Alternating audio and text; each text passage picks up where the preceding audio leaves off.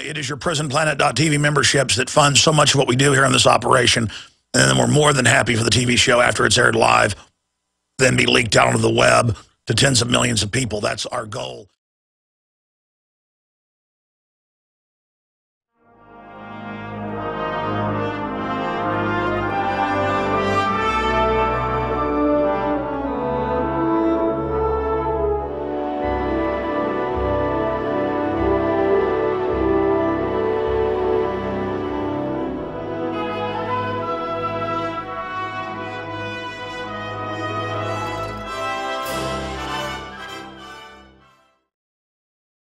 We've got the footage up at Infowars.com. Video, cops tase man for refusing to ID.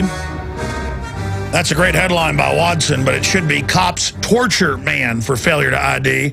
I've seen court cases where judges have ruled the police can taser you to make you answer questions or urinate in a cup. Well, what's wrong with Abu Ghraib then? You see, if we can morally be sold on doing things that we know are classically authoritarian, all of us are going to end up having this blow back on us. And that's a major problem we face as a society. It is Thursday, the 12th day of July, 2012. One of my old-time friends, Colonel Craig Roberts, a very interesting person, Oklahoma City bombing investigator, SWAT team commander, helicopter pilot, sniper in the Marine Corps in Vietnam, then in the Army, became a colonel in intelligence. Worn a lot of hats, has a lot of connections to police and military. He was the first guy I ever heard, like 16 years ago, talk about the plan to bring in foreign troops who actually had evidence of it.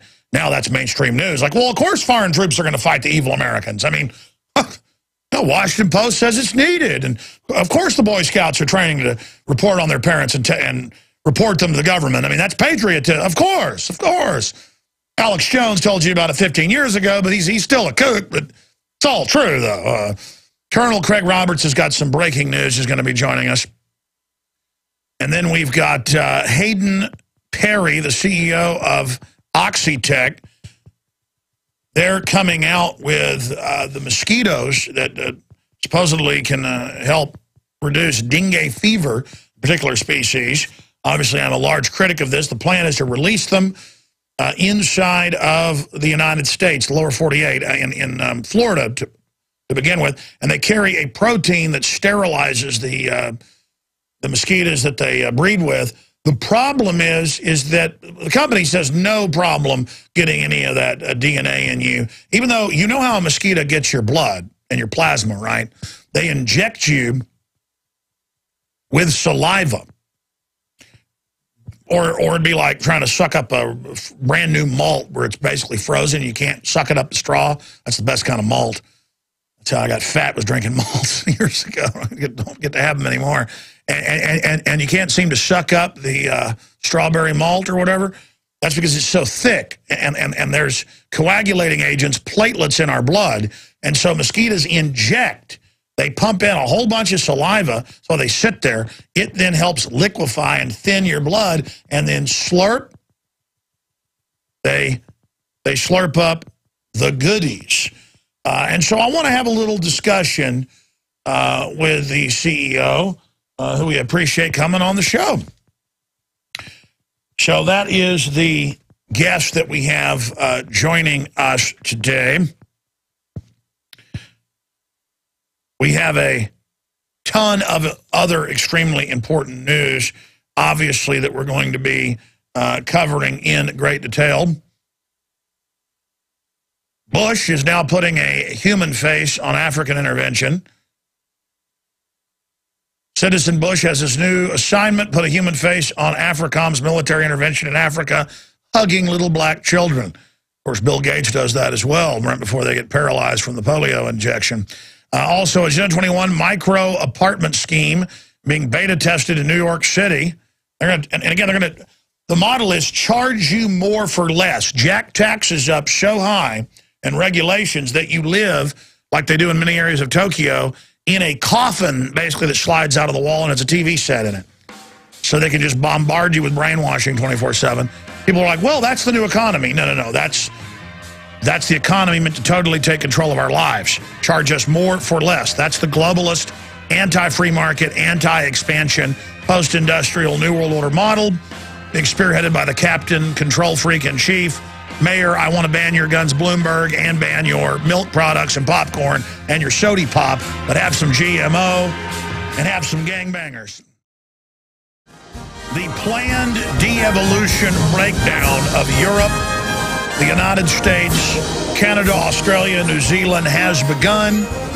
The United Nations and global social engineers are on record saying they want a post-industrial world where we're all made to be poor, except for tiny globalist elites that have diplomatic immunity. We're now seeing the big banks get diplomatic immunity, GMO companies get diplomatic immunity. This is the world government model. A total police state where they all have immunity and we have absolutely no rights and are ruled over by paramilitary armies and robot fleets of drones and ground forces. That's the MIT public plan, and it's all happening. Big broadcast lined up for you today, but we see the trend emerging of this planned implosion taking place while those imploding the society pose as the saviors. And while most of the minions of the system actually believe they're doing good as they execute our downfall. If we don't figure this out as a society, 99.9+% of us, it's not the 1% that's bad. People making over, $250,000 a year in the 1%. That's how poor they've made this country, even with inflation. That's what somebody making $60,000 a year, in the 70s was equivalent to somebody making $250,000 a year. If you look at the numbers. We used to be 4% of the world's population. We had 50+% of the money. Now we're about 6% of the world's population. We got about 35% of the money. It's all being sucked out by design, as the corporate media tells us. It's our debt, and we need to pay more taxes for austerity. No amount of taxes or tickets or money or fines will ever pay off the debt because it was made to be so big, the derivatives predominantly, 1.5 quadrillion worldwide, 644 trillion according to Washington Post. That's a conservative number we've been signed on to, that there's no way to ever pay it back because we don't owe it. And it's designed to be the equivalent of a trillion-pound ball and chain. And the biggest ball and chain we can pull, even the strongest man, might be 1,000 pounds. Well, you can't pull a trillion-pound ball and chain. It'd be like tying a giant chain, each link weighing as much as an aircraft carrier, around your little leg and then tying it to Mount Everest. It ain't moving. You're not moving one link the size of the aircraft carrier. Okay? I mean, when you pull back, by the way, that's not even an exaggeration analogy. In fact, I don't even know if... I bet Everest weighs 1 trillion pounds. Look up how much they estimate Mount Everest weighs. I'm sure there's an estimate on that. The point is that when you've got 1.5 quadrille, and that's an old number. A lot of estimates are it's at about 2 trill right now. They take all the bailout money and put it into not fractional reserve banking. Only the big 6 banks are allowed to do this. They put it in and leverage it to infinity, or as close as you can get to it. So here is the trend emerging, and we're going to be talking about this with Colonel Craig Roberts coming up. Chicago police sergeant, tribal warfare on the streets, total collapse basically happening there, and that's the plan. You take all the guns from the law-abiding, they follow the rules. You have the state police throw the book at anybody caught owning a gun in the Chicago area.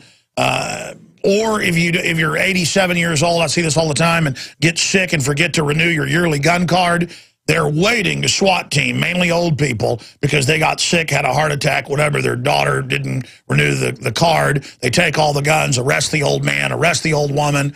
A lot of times the old man dies, the old woman doesn't know the rules. They arrest her, throw the book at her, drag her up before a piranha-like jury that just hammers them to hell with pleasure. Because that's the new America. Ladies and gentlemen, so how many metric tons? 6 billion, 6 trillion. So see, Mount Everest only weighs 6,399,000,000 metric tons. Then you got to calculate that into pounds. But so see, when I talk about 1.5 quadrillion, 1,500 trillion, we're talking about trying to drag Mount Everest around. Basically, it's a good estimation there, because how many pounds go into a metric ton? And then you've got a times the 6 trillion. So how many pounds go into a ton? And then that times 6 trillion to round it off, round it down. Point is, we're not dragging this debt around. It's not our debt. It's a fraud. Our debt's 15 trillion the bankers have induced us into. So you got that going on because it's a crime zone with MTV, gangbanger culture. Families have been gone for decades. We're now 2-3 generations into no families. General public being fed on. Most people, government workers that have jobs. And most of these gangbanger types, black, white, it doesn't matter, can hardly even talk. And it's just a collapsing society, scientifically crafted. And then, of course, the culture, Viacom and all of it, exports that culture and makes that the majority culture for the young people. When you put your child in a public school, even in many rural areas, you're sending them to learn how to have gangbangers 3 or 4 years older than them beat them up until they basically join their little club. It's not even a gang. You send your daughters to school so that the kids that have flunked 4 or 5 grades are now adults can have sex with them, give them venereal diseases, and get them on opium shipped in by the U.S. government. But again, it's good to be in public schools. You know. I mean, I went to a wealthy suburb school of Dallas, and it was hellish. Hellish. I mean, at the time, I was having a lot of fun in big knockdown, drag-out fights with blood everywhere and going out with a different girl every week and, you know, all of this. But now I look back on it with horror, and I barely survived it. I would never imagine my children being in something like that. And my parents were naive. They grew up in the 50s. So they thought, hey, we live out on the edge of Dallas, nice, you know, area, everything's going to be fine.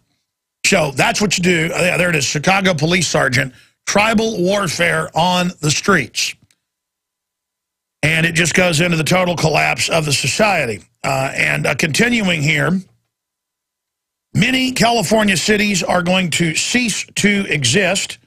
That is in the article via the LA Times. And they go on to report how they will no longer exist. Throughout the state, local governments are slashing services to avoid bankruptcy. For some, it's too late. And again, they raised taxes because they all invested in derivatives. That was stolen, and now they're told, you've got to raise taxes, you've got to take houses, you've got to write more tickets, and then that implodes the economy, further depressing things. So in many of these cities, they've laid off up to 75% of the police force, and they openly announce in Michigan, California, many other states, that, you know, the 25, 30, 40%, depending on the city, they're only going to revenue generate now. So you have a purely predatory cops, and they remind me of engineers the last 20 years who would get a 6-month job training their replacements in India or China and then lose their job. It's the same thing. You're not going to have jobs either when they're done with you. And, of course, California, when they passed the carbon tax, the final nail, 20+% pass through the economy, and there's a giant exodus now as people leave the sinking ship. The globalists have executed this with precision. They're now going to buy it all up for pennies on the dollar, and then down the road in the next cycle, cut taxes. See, they know when they raise taxes, it implodes economies and reduces tax receipts. They know when they've got police like piranhas out riding, you know, single mothers with 4 kids in the back of the car who's, you know, going bankrupt and about to go on welfare. The cop's been told, you've got a quota, you get that money in. But the system engineers have got computers and algorithms on record managing the implosion with precision and tweaking it. They don't want to implode it too fast so you notice and get upset. They just want to slowly, like a vampire, suck you dry till you're too weak to resist. And then maybe they'll keep you around as a Renfield, you know, semi-zombie to serve them as a bureaucrat once you've been re-educated by the implosion. Oh, it's so good to see them destroy everything. It's going so well, too. And it's going to spread. It's going to spread all over the country as the parasites just spread and the huge corporate contracts. Now, that's why you've been taught to salivate like a Pavlovian dog whenever you're shown military. Oh, give up your rights, military. Oh, I'm pro-military. So now you could have the Army, Marines, National Guard, TSA, checkpoints everywhere, drones, surveillance. Yeah, we're watching you. Yeah, we're torturing people. Yeah, we'll kill U.S. citizens if we want. Yeah, we're training to put you in re-education camps. Yeah, we're training to confiscate your guns. What you going to do about it? And a lot of yuppies go, well, I'm scared. I'm going to bootlick you.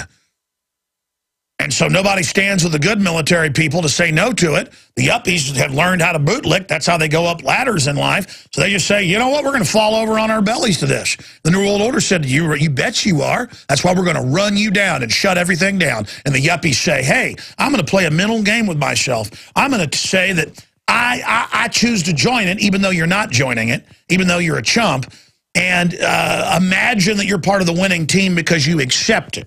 Because you guys think accepting it and saying there's nothing you can do about it, somehow makes you a winner. No, it makes you a big, fat, cowardly loser.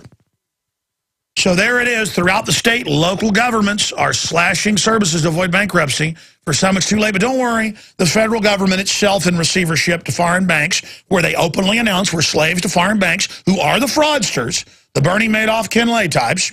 Ken Lay created the carbon tax. They're saying, hey, we're going to come in with more fiat money, and we're going to bail you out.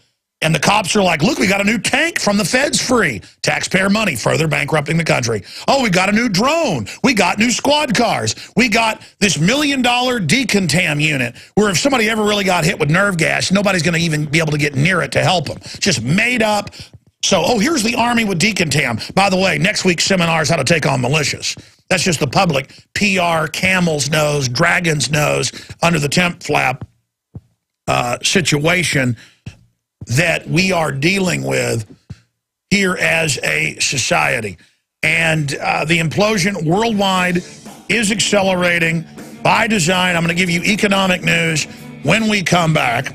Then we had a hack attack against InfoWars yesterday. I have it from the computer company itself. I'm going to read that email here on air, which just shows we're doing a great job.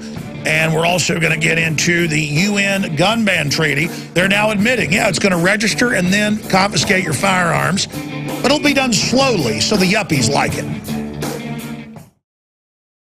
So in all the areas of the country where the globalists have their people in place, they're announcing they're going to make folks, the general public, go into tiny apartments that are like coffins, like they have in Japan, but raise taxes to the point where you're forced into the coffin apartments.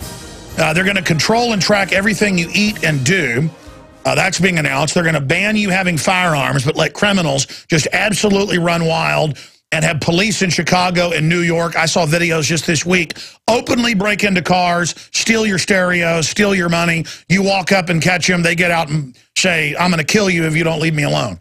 In D.C., the police, this is even in the Washington Times, pull up to McDonald's parking lots in uniform, owning their own wrecker trucks on duty, and steal your car. I don't mean just take it and claim they're towing it. I mean they steal it. And they own the big chop shops publicly. No one can stop them. They rule. Total ruling. Total demonic control. Total evil. Hell being released. Hell opening up. It's here. California, ongoing collapse. Michigan, collapse. Answer, hammer taxes up. Answer, hammer code inspectors. Hey, you're out of work, you're living off your pension. Hey, your shingles aren't right, we're taking it. I've got news articles on that. Code inspectors, white glove inspecting, taking your property, hitting you with fines. And again, further bankrupting the economy. That's the goal. Just wreck things, drive out business, pay $22 billion to ship General Motors to China and Brazil. Pay billions to ship jobs for solar systems to China, just whatever you can destroy America, whatever you can bankrupt the country, whatever you can shut it down and shut it down now. All stated public plan. Just type in carbon taxes, good to shut down economy. Carbon taxes so you can't have more than one child. In Europe, Jacobson was showing me the Economist magazine a few days ago. I'm showing on air. It's like, yeah, in Europe, they're not having any kids. It's great. Even worse than it was before because of all the new taxes. Austerity's really great, shutting down humans. Oh, it's so good. The West is dying. Oh, it's so good. It's so good. Everything's falling apart. Oh, it's so good. Oh, it's so good. Oh, it's so good. Continuing, Fed officials warn of looming crisis for economy. The Federal Reserve, oh, they're to the rescue. Thank goodness, the Federal Reserve. Maybe Bonnie and Clyde should have called themselves the Federal Reserve. Then they could rob banks. When the cops show up, they go, Federal, Federal. I should change my first name to Federal Jones. And I just walk around going, I rule everything. Federal Jones. Everybody's like, oh, Federal. I mean, Federal Express could now start taxing us. It's not federal. Federal exterminators, federal moving. Just if something has the name Federal on it, what do? We should do a skit on that for YouTube where somebody wears a shirt that says Federal and people just, oh, Federal, oh, Federal, oh, Federal. Oh, my. I mean, it's a private banking consortium, but that's okay. That's all right.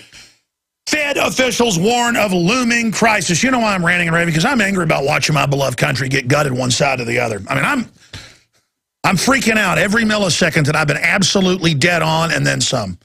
It's worse than I mean, it's all going to happen. The re-education camps, the mass arrests, the bioweapons being released, they're following their exact program. I sit here in horror every day watching it all come true and knowing we're going to look back on this time as the good old days. Just like I told you 5 years ago, and you're like, oh, yeah, right. It's going to get worse and worse until we just arrest all these people. We either do that or it's over. We're going to live just like they do in Chicago or D.C. with criminal police ruling over us with, oh, my God, this country. I'm sorry, though. Everything's okay. Oh, I'm sorry. Here's USA Today. Oh.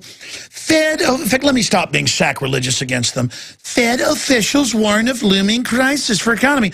Hey, honey, the Fed's warning us that we never got out of that recession they told us we got out of. It's a depression if we don't give them more money. Well, I guess we better, Mabel, we better raise taxes. I better pay more. Thank goodness the Federal Reserve, Bernanke. What did the Atlantic call him? They had him on the cover. It said hero, just the word hero. I mean, it's federal and it's a hero. I mean, they said so. Don't be an extremist. Don't question it. These are good people. Doesn't matter you got all the Fed heads and people in public papers talking about in the 70s and 80s and 90s how they'd engineer this and have a world banking takeover and bankrupt everything and bring in Agenda 21. And it's all written in triplicate by every agency under the sun and all totally planned in public. Let's just ignore that and call it conspiracy theory. And let's not get upset about it. You know, we're all told, don't get upset, ladies and gentlemen.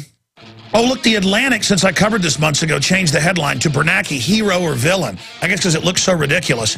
Because it was just hero before, but that's not the cover of the magazine. Type in Bernanke on the cover of the New Atlantic, or Atlantic Weekly, or whatever they call it. It's a big neocon, fake liberal site. And you're like, neocons aren't liberals. Yeah, they are. It's liberal. It's neocons posing as liberals who were neocons, but really just banker mafia chiefs here to gang rape you and your family financially. Sell guns. Well, go to the rabble slave with a weapon. Disarm him. Get the guards. Disarm him immediately. Whereas one of the slaves has a weapon. Raise the alarm.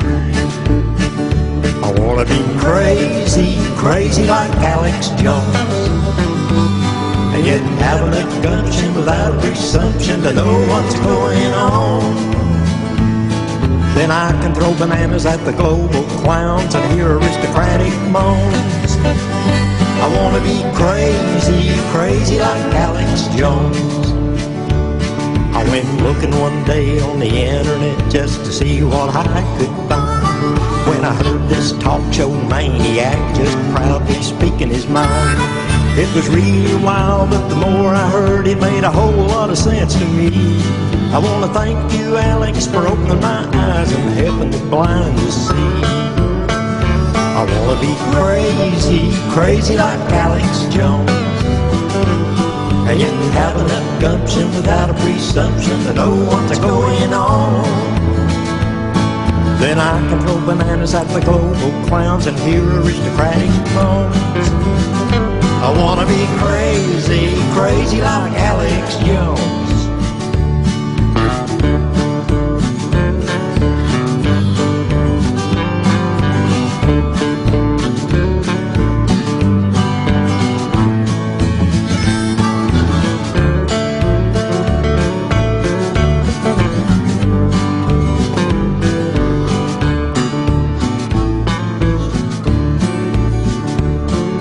the talking heads on the TV screen with an arrogant sophistication, talking about what's been going on around the world and here in our nation. They all seem to turn like a pack of wolves when Alex goes on the air.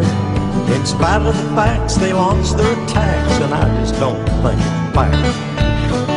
I wanna be crazy, crazy like Alex Jones, and yet have enough gumption without a presumption that no one's going on. Then I can throw bananas at the global clowns and hear aristocratic moans. I wanna be crazy, crazy like Alex Jones. Yeah, I wanna be crazy, crazy like Alex Jones.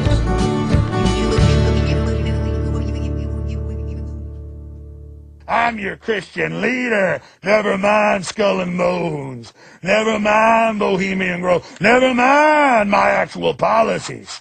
Just buy my rhetoric, buy my lies, because you're my slaves. We're going to put in a Democrat later who works for the exact same people, and you're going to laugh at them when they do it. All you Democrats that hate the Patriot Act, and all you Democrats that hate the police state, you're suddenly going to love it. Visit Infowars.com and PrisonPlanet.com. When you're on the site, you can also tune in 24 hours a day to my daily radio broadcast. There's also a free iPhone app to listen to the syndicated radio show when and where you want.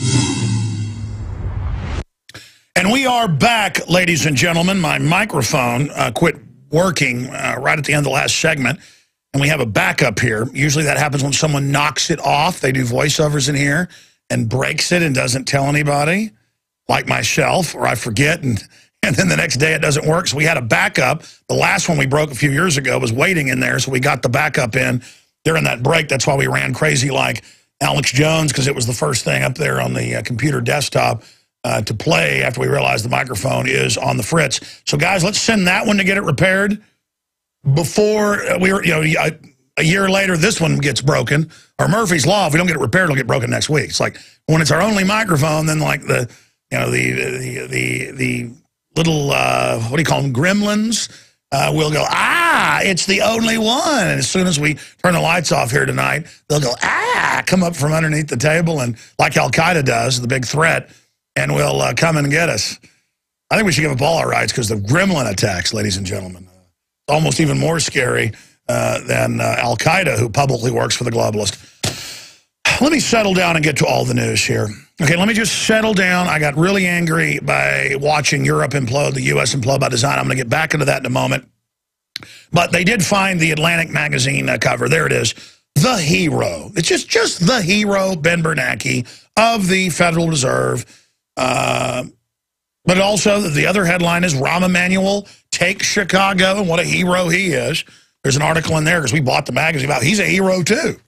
I mean, these are heroes. See, the gangsters have taken over to such a level now that they are on all the magazines, and they're heroes. And what they're doing is heroic, stealing everything, and telling you the IRS is going to make you buy their health care products, and they're going to cut the quality of health care, too. And the president's going to legalize illegal aliens, even though he can't do that. He did it. And he's going to ship guns into Mexico and blame the Second Amendment. And he's going to ship opium in publicly, and well, that's just the way it is. And if you don't like it, you know what Nightline and CNBC and MSNBC and CNN and Fox and everybody else says, and Rolling Stone and New York Magazine and basically Vanity Fair, you're crazy like Alex Jones. I mean, if you don't like textbook tyranny with a icing of high-tech technocracy on it, you're a bad person. So just remember, we're all bad. I mean, we are bad. We are the bad people. And we're in good company. FEMA does teach, and I have the footage in my film Road to Tyranny, that the Founding Fathers are terrorists and are bad. And the police sit there in the room in Kansas City in the particular video agreeing and being told that they're good. They behave about like 7-year-old children, being told they've done good by the 3rd grade teacher. And we have all the training manuals right through today saying it.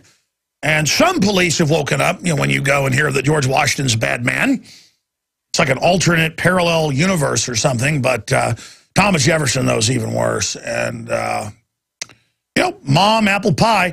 Salon did a big article attacking Joseph Farah and myself yesterday, saying we're kooks, we're dangerous, we're crazy, that, oh, there's a line where Jones says they're going to try to, outlaw people that support George Washington. We had just been talking about a new federal report that police are being given saying that the Founding Fathers are bad and freedom lovers are bad. Basically, it's saying the 4th of July is bad. That article had gone viral. It had been all over the news. It had been on Starting with the Drudge Report last week when we wrote it. By the way, we have another big Drudge Report link on the right-hand side down there today dealing with the Army and Air Force just spraying for mosquitoes. You don't need local government anymore as things just got unplugged. Hear me plug my headset back in, my earpiece back in. But there is the article, and it's just like, oh, the Army, they're going to run checkpoints now for security. They're going to be at the prom, the high school basketball game. It's like, why is the Army here? Well, they're just here. Why are the Marines with sidearms in the back of a Humvee with a heavy machine gun in the back running a DWI checkpoint? Oh, well, they're just here to help. Hey, there's a car wreck down there on, at the corner of this highway and that, and the Army helicopter landed, and they're cutting the people out. Well, isn't it nice they're down there cutting them out? What are you against cutting people out of cars?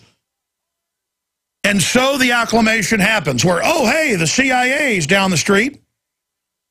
The CIA is now working with the local police to identify threats. Oh, but it's no big deal. Oh, yeah, and the cops now are going to make you get out of your car and aim a laser beam at you that supposedly says if you're on drugs or not.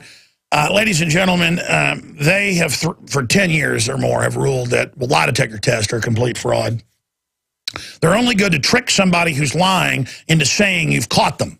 It's only good for somebody that knows you're lying to convince you that they've proven you're lying so you'll break down. They don't work. They're total and complete frauds. And anyone can learn how to beat one in about 5 minutes. You just stay agitated the entire time. That's one way. You want to hear other ways to beat lie detectors? And again, that's like beating a wet paper bag. Usually they're used, even when you're innocent, to say, oh, the FBI technician, the same one at the crime lab who'll set you up and send you to prison knowing you're innocent, says you're guilty when you're not. That's what lie detectors are. And now they're coming out with all these new high-tech ones where the cop gets out on the highway and stand there, I'm going to aim the laser beam at you. Oh, it shows that your adrenaline is high, and it shows you're on some kind of narcotic. By the way, and these quack machines from the military-industrial complex looking for explosives in Land of the Free, Home of the Brave. I mean, it's ridiculous. Oh, it's so scary, the terrorist. And then in 90+% of the cases, I'd have to get, I don't know, 96, 97. I mean, there's some real terrorism. It's totally staged. And they get some drugged up shock therapy person on halcyon amnesics on the plane to try to light the plastic explosives as everyone says they're drooling. Light the underwear, drooling. Light the shoe, drooling, drooling, drooling, drooling, drooling, drooling. I mean, did they ever have some surveillance camera of me whacked out of my mind, shock therapy, I've disappeared for a month, and I'm running around like that big defense contractor was. Remember him? He got caught on surveillance, and they found him dead in a trash can, and they said, oh, he must have just died naturally. That famous guy, I forget his name, that worked for Bush. Was the head of all these corporations, and he's like saying they're after me, and the Department of Defense is breaking in his house, and they're chasing him around, and then they kill him, and the police are told, oh, he just died over there and was put in a dumpster. Yes, and you can see him in those surveillance footage. Obviously, he's been drugged, and he's got out. He's running around with his shoes off, his torn suit. Nuh-uh, pal. No, sir. No, sir. That's what they do. They electroshock you, give you a bunch of drugs, and then just pump messages in that the pain will stop when you do this. And then they just release you like a wild animal to go off. And then so there's the underwear bomber, the shoe bomber drooling, and they don't even have passports. And there's a U.S. State Department going, we need to get these men on the plane. Please help us. And the head of airport security is like, well, we can't do this. They go, national security. Make a phone call to your bosses if you want. Here in Amsterdam or here in London, get him on the plane. This is national security. And they look over and the guy's drooling. They go, okay, on the plane. I mean, this is the world we live in. But side issue, I need to get back into the other news here. Yeah, there it is. Underwear bomber was working for the CIA. I mean, it's just, that's London Guardian. Oh, every time they The guy making the bombs was CIA. And it's like, oh, when that got leaked, they went, yes, stunning that we were on top of it, making the bombs. That's how well we've infiltrated al-Qaeda. Yeah, the al-Qaeda you run. And then they show the American people the sock puppet of al-Qaeda. Guys, I want to buy a puppet of an al-Qaeda creature so I can sit here on the air with it actually and go, I will get you if you don't give your rights up. Oh, no, I will then. Does the TSA want to grope me and my family? Yes, to keep you safe. I mean, I really want to start. Like, I've never been trained as a ventriloquist, but we grew up. I grew up with I'm trying to remember his name. Pretty well known magician lived 2 doors down from us, and he would always come over when I had friends over. So he'd also come over to my birthday parties. He was really old. Really nice guy, and he would do magic tricks for us, but he was a ventriloquist, and you know, he'd talk into a potted plant or something and say, are you down in there? Yeah, I'm down in there. And I'd say, hey, you're talking out your mouth. And he goes, no, I know, I'm talking to him down in there. I said, are you in there? Yeah, I'm down in there. So what I want to do is I want to get a little al-Qaeda puppet. And then I can walk around the office, and just when I show it to somebody, they just, oh, please, oh, God, take all my rights away. And it's can have a little headdress on, like a white, flowing Moses-like beard. Be wearing a nightgown. I really want to have one of those here. I mean, I'm just sick of it. The whole thing is a sick joke, ladies and gentlemen. Okay, let me just digress here. You know, I tend to never plug in the first hour of the show, or the third, or second for that matter, products, videos, things we're doing here at Infowars.com, because I'm so busy covering the news. But, you know, you hear mainline talk radio, you hear plugs almost every segment. That's how you fund a radio show. But we have the news websites, and we fund a lot of things with ad traffic there, and we have the subscriptions for 15 cents a day. You get a 15-day free trial at prisonplanet.tv and see the live radio show daily and also the nightly news. Again, prisonplanet.tv. And we also have some other, you know, ways that we're able to raise revenue, books, videos, T-shirts, things like that. And that's what we're doing. And I talked yesterday about how important it is to buy things like ProPure, 10% off, best gravity-fed filters out there at InfoWarsShop.com or InfoWarsStore.com will get you there. We have a Yahoo shopping cart we've had for about 14 years, but we also have this 3D cart. You know, that's where you go when you go to InfoWarsShop.com. It's a pretty big company. They've done a great job for us, by the way. And here is the customer service email we got yesterday, because we noticed the shopping cart was down for part of the day yesterday. And it says, hi there, Matt. We discovered that your start was the target of a DDoS attack. We were able to block the IP that was causing the issues, and services returned to normal. At this point, everything should be functioning as expected. We certainly apologize for the inconvenience. If you experience any further issues, please let us know. What a great company. Yes, we know about the denial of service attacks and the slow Loris attacks and the Easter Bunny attacks and all the rest of it, which the NSA launches itself against the United States, because it's not the NSA, it's the Banker Occupational Surveillance Criminal Network. And they launch Stuxnet themselves and say, give your rights up. And we've tracked it before. It's the Pentagon and it's private corporations, and they attack all our sites basically constantly. And thanks to great hackers and people out there that have contacted us with tips and things, our great IT staff has been able to keep Infowars.com and PrisonPlanet.com up and running. But know this, the system does not want you buying things like dreams from my real father, Joel Gilbert, exposing Obama's real roots. They don't want you getting the greater good, exposing vaccines or killing and maiming people, and just a scourge. They don't want you getting Farmageddon. They don't want you getting the Toronto hearings on 9/11. They don't want you getting any of this information. They don't want you getting indoctrination about the public schools, or Thrive, or a noble lie about Oklahoma City, or Scientists Under Attack. I mean, you know, Google banned any firearms advertisements 2 weeks ago. We talked to a sponsor that's a firearms company that's got awesome deals, by the way. I don't know if I can mention their name yet. We got a bunch of firearms sponsors. And they said it killed their business by 80% when Google said no more advertising. And newspapers are now saying it. This is the discrimination. It's what the Nazis did to the Jews first and others was said you can't advertise. And now you can't have your shop. And now we're going to knock your windows out. Now we're going to send you to a ghetto for your safety. This is what the Soviets did to the Ukrainians and what the communist Chinese did to the, shopkeeper middle-class groups. This is how they do it. So InfoWarsShop.com. Now I'm just going to plug a whole bunch more since you think it's funny that, and they did hit us. They did, knock out some of our revenue. But anytime I need to, by the grace of God, I could come on here and raise $1 million by snapping my fingers from our great audience. So you know what? I was thinking about not even having a money bomb this year because I was going to try to expend the funds we've got, hiring all these crew and expanding. But you know what? We're going to hire even more people and do even more. That's it. We're doing a 48-hour nonstop money bomb now. And we're going to try to raise twice as much since you don't want us raising money. Anyways, the point is that we constantly have huge attacks, small attacks, different types of attacks. People spoofing us, going out as if they're us trying to get us in trouble. And it just shows you the fact there's a lot of jealous people out there, but there's also Media Matters and folks saying we're going to infiltrate alternative media from the inside and destroy them. And they're tax exempt, and they're not going to lose their tax exemption because they work for the White House publicly. I mean, they want to shut us down. The system does not want you to hear this. And the answer to that is to redouble your efforts. See, we have power. We have power.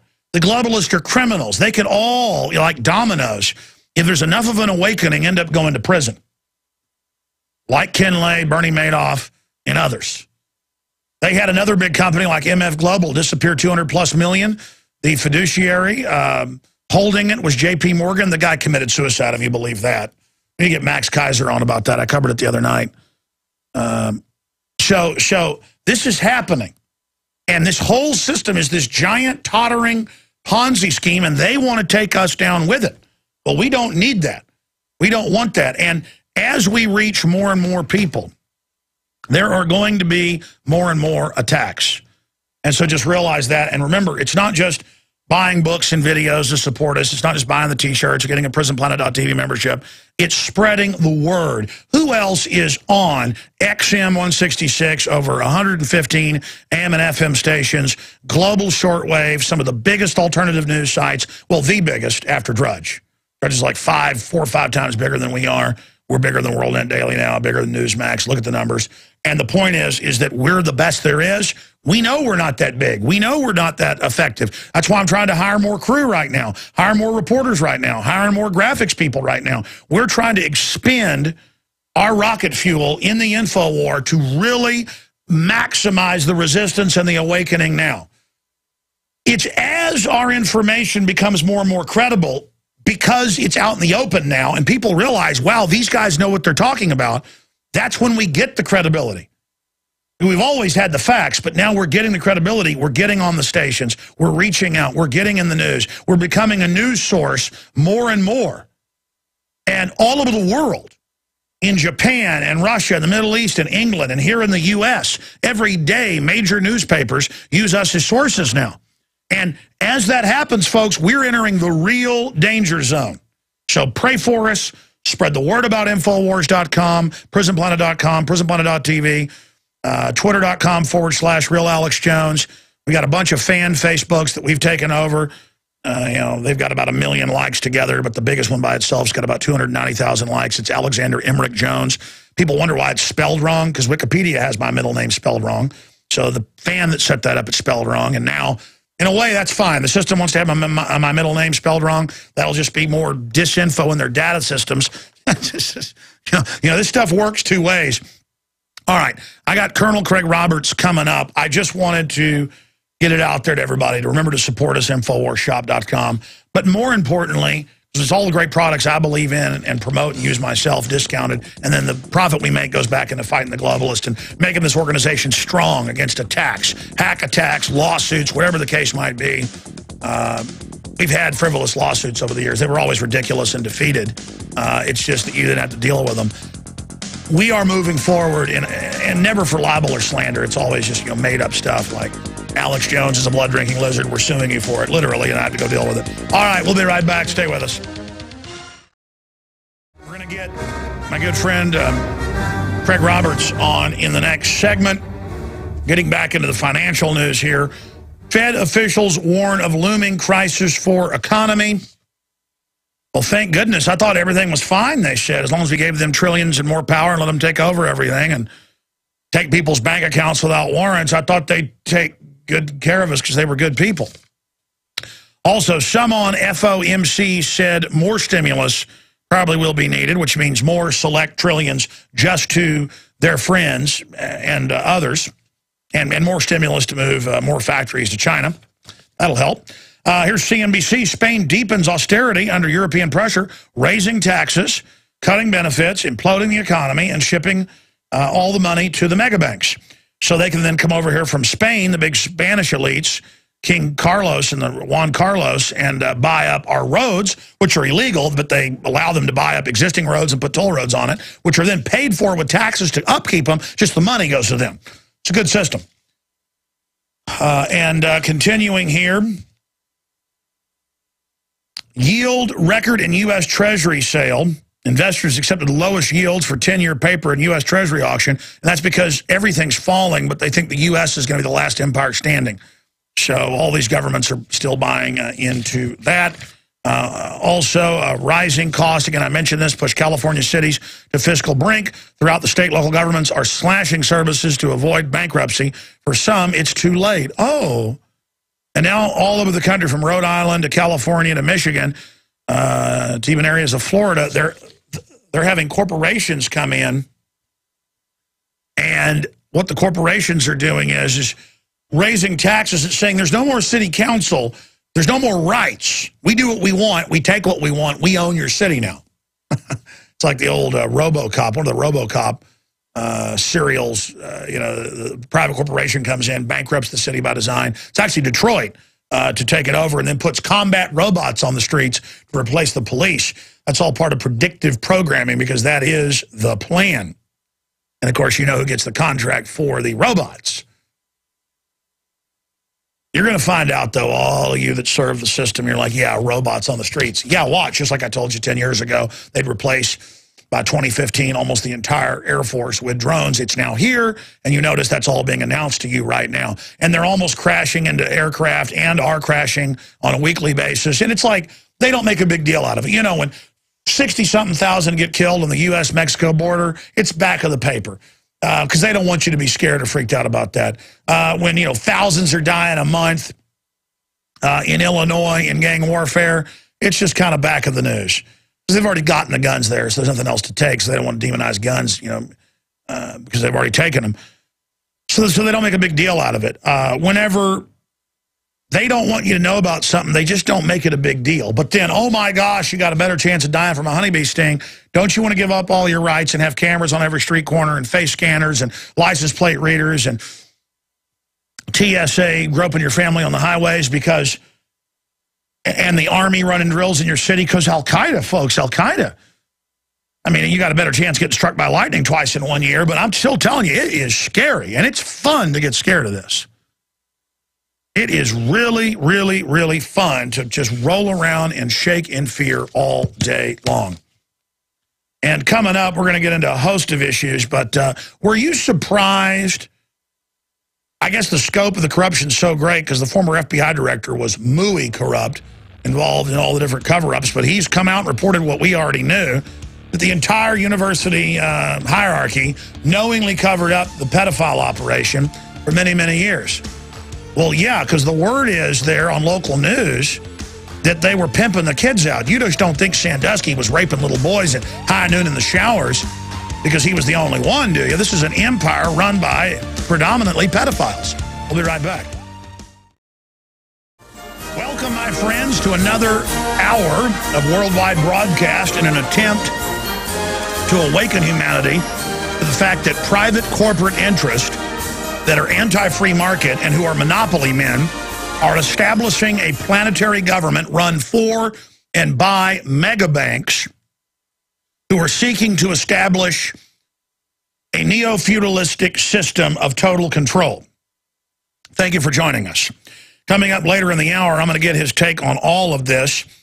FBI former head investigation, former FBI director's investigation, says there was a 14-year cover-up of systematic sexual abuse by Sandusky. Yeah, it's come out in the local news via the publication and radio host that first broke it. We've played those clips here, that he was selling the kids. And so they may be getting ready to charge the folks at the college with cover-up just so they're all discredited, because this goes into politicians, everybody. And I'm going to get Colonel Roberts' take on that from his research. Again, here's CNN. Penn State leaders showed total disregard for victims' review fines. Oh, yeah. Oh, they didn't disregard them. TSA didn't disregard your child. They target them. We're also going to get his take on new Homeland Security laser scanner reads people at molecular level. And again, this is just more quackery. It's like they've proven the lie detectors are just there to engage in fraud and was quackery. Well, now they just have high-tech lasers that claim this and that. And it's all part of all of our tax money that's been used to militarize the rest of the world coming back home here to the United States. But first off, I wanted to get Colonel Roberts on, because every time I see a story in the news, like one of the people that responded, one of the, FBI agents that responded to the Shanksville, Pennsylvania crash. In fact, guys, will you reprint me that article? Said that she didn't see any bodies. Yeah, because it wasn't the jet aircraft. And just saw a hole in the ground, but that she saw angels. Very interesting. She has a book out on that. And Colonel Roberts died for about 10 minutes on the operating table years ago, and had quite an experience. So maybe at the end, I know he's told it, but he only comes on a few times a year. I think it was a couple years ago last time he told it. Perhaps he'll recap that story for us here on the broadcast today. And then we have popping in about 15 minutes in the next hour, Hadyn Parry, CEO of Oxitec. That's the GMO mosquitoes they're getting ready to release in the U.S. He's agreed to come on, so that should be interesting, from the UK. But first off, Colonel Roberts was asking my producer last week when we were setting him up for the show if I knew what Blackstar, Operation Blackstar was, and the answer is no, but I want to get his take on that. There's also Operation 01. I have talked to some sources about that, and that's a program for mass arrest relocation, but we don't need to speculate anymore. It's now in NLE 09, 10, and 11. The FEMA plans to use foreign troops here. It's now admitted the public plan to use Canadian and Mexican troops in the John Warren Defense Authorization Act. We've seen Washington Post headlines the last few years where, you know, generals asked by Congress to explain program of foreign troops. We've seen Russian troops trained here. It's all part of an acclamation. And the first person I saw give credible evidence of this more than a decade ago was Colonel Roberts. We saw cooperative nugget and drills with foreign troops, but they could say, oh, that's for overseas. No, this is for here in the U.S., and now it's so overt, and now Army documents have been confirmed to be real. The Army responded to one we released 2 months ago, saying, yes, there are re-education camps for political dissidents. There's a new Army document out that's public. It's unclassified for gun confiscation. They call it gun evacuation, work brigades. So the fact that this is getting a lot more funding now, I mean, by orders of magnitude, and is going so public, that concerns me, that they're warming it up, getting ready to go operational. Armored vehicles being delivered everywhere, drones being delivered, threat fusion centers openly saying, yeah, we are spying on citizens. They say the new threat isn't al-Qaeda. This was going on a long time ago behind the scenes, but now they're fully shifting, saying, well, they have the new garbage man training where all the drills are, it's conservatives they're after, and the victims are Muslims. So it's like, this new idea that the conservatives are terrorists hiding, under every bed out there. So I wanted to get Colonel Roberts' take on all of this. His website is riflewarrior.com. I won't go over his whole bio, but I've known him for a long time. He's a good friend. We've spoken at conferences and things together. He's also been a syndicated talk show host. And he, of course, is a best-selling, #1 New York Times bestseller. He's written One Shot, One Kill, a whole bunch of best-selling books. He was also a helicopter unit pilot, chief of maintenance as well there in Tulsa, Oklahoma. He was a SWAT team leader. Before that, he was a Marine in Vietnam, decorated. And then after that, he went into Army intelligence, became a colonel, lieutenant colonel. And he joins us now a little bit into the next hour. And then our next guest is coming on to break down his view, his take. He hadn't been on probably 6 to 8 months. Colonel Roberts, always good to have you on, Craig. Right now, I mean, you heard me give that preface. From all the police and military sources you have, what is going on right now? Should we be concerned? Oh, I'd absolutely be concerned right now. You know, I'm seeing more people waking up and just they're getting scared and they're getting angry.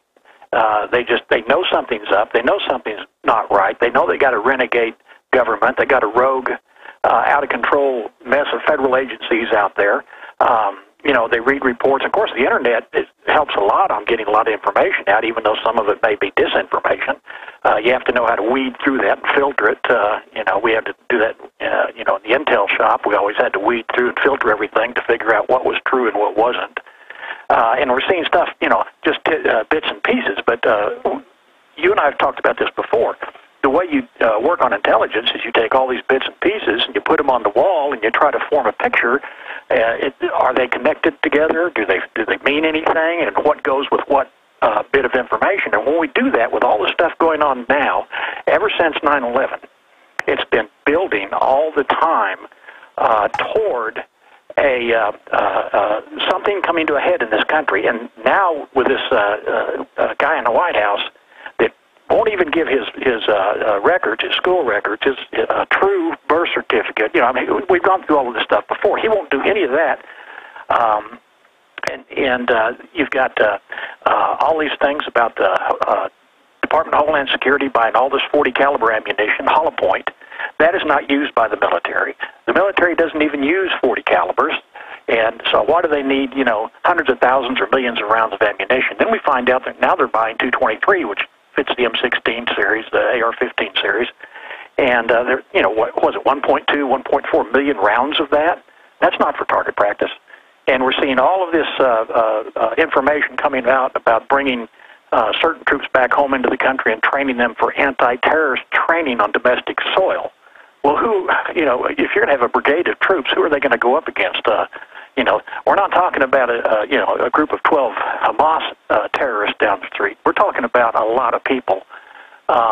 You've got all these things happening at once. Plus, there's reports of Chinese equipment being stockpiled in Mexico and in Freeport in the Bahamas, which just happens to be the largest transshipment port in the world, is run by Hutchison Whampoa and Costco. Oh, they admit that the Chinese have taken over that island. They're building all those ports and stockpiling weapons, and now they can't even release the new Red Dawn. They had to re-edit it to where the Chinese government wasn't criticized. I mean, that's how pathetic our country's gotten. Oh, I know, and we've got all these different types of situations going on with computer viruses now that China could attack our systems. Look what we did to the Iranian systems with that virus that we sent over to their nuclear power plant computers. They could do the same thing here with our computers. In fact, Monday, I think it was, 83,000 computers were supposed to shut down because of a worm that was in them, that they'd gotten off the internet, that was redirecting the searches to other websites. It just goes on and on and on. You know, I teach a lot of military, police, and civilian firearms courses, and one of them is the concealed carry class for our state. And I have had more people coming to these classes that we're talking old people, we're talking just a lot of ladies are coming in now. They're scared. They want to know how to use a gun. They've never had a gun before in their life, and they're 70 years old or maybe 75 years old, and they want a gun in their house, and they don't want, you know, a double-barrel shotgun. They want a pistol that you know, has 13 rounds in the magazine and three spare magazines and a stockpile of ammo. And I say, you know, this gal isn't buying this stuff to, you know, guard her cookies.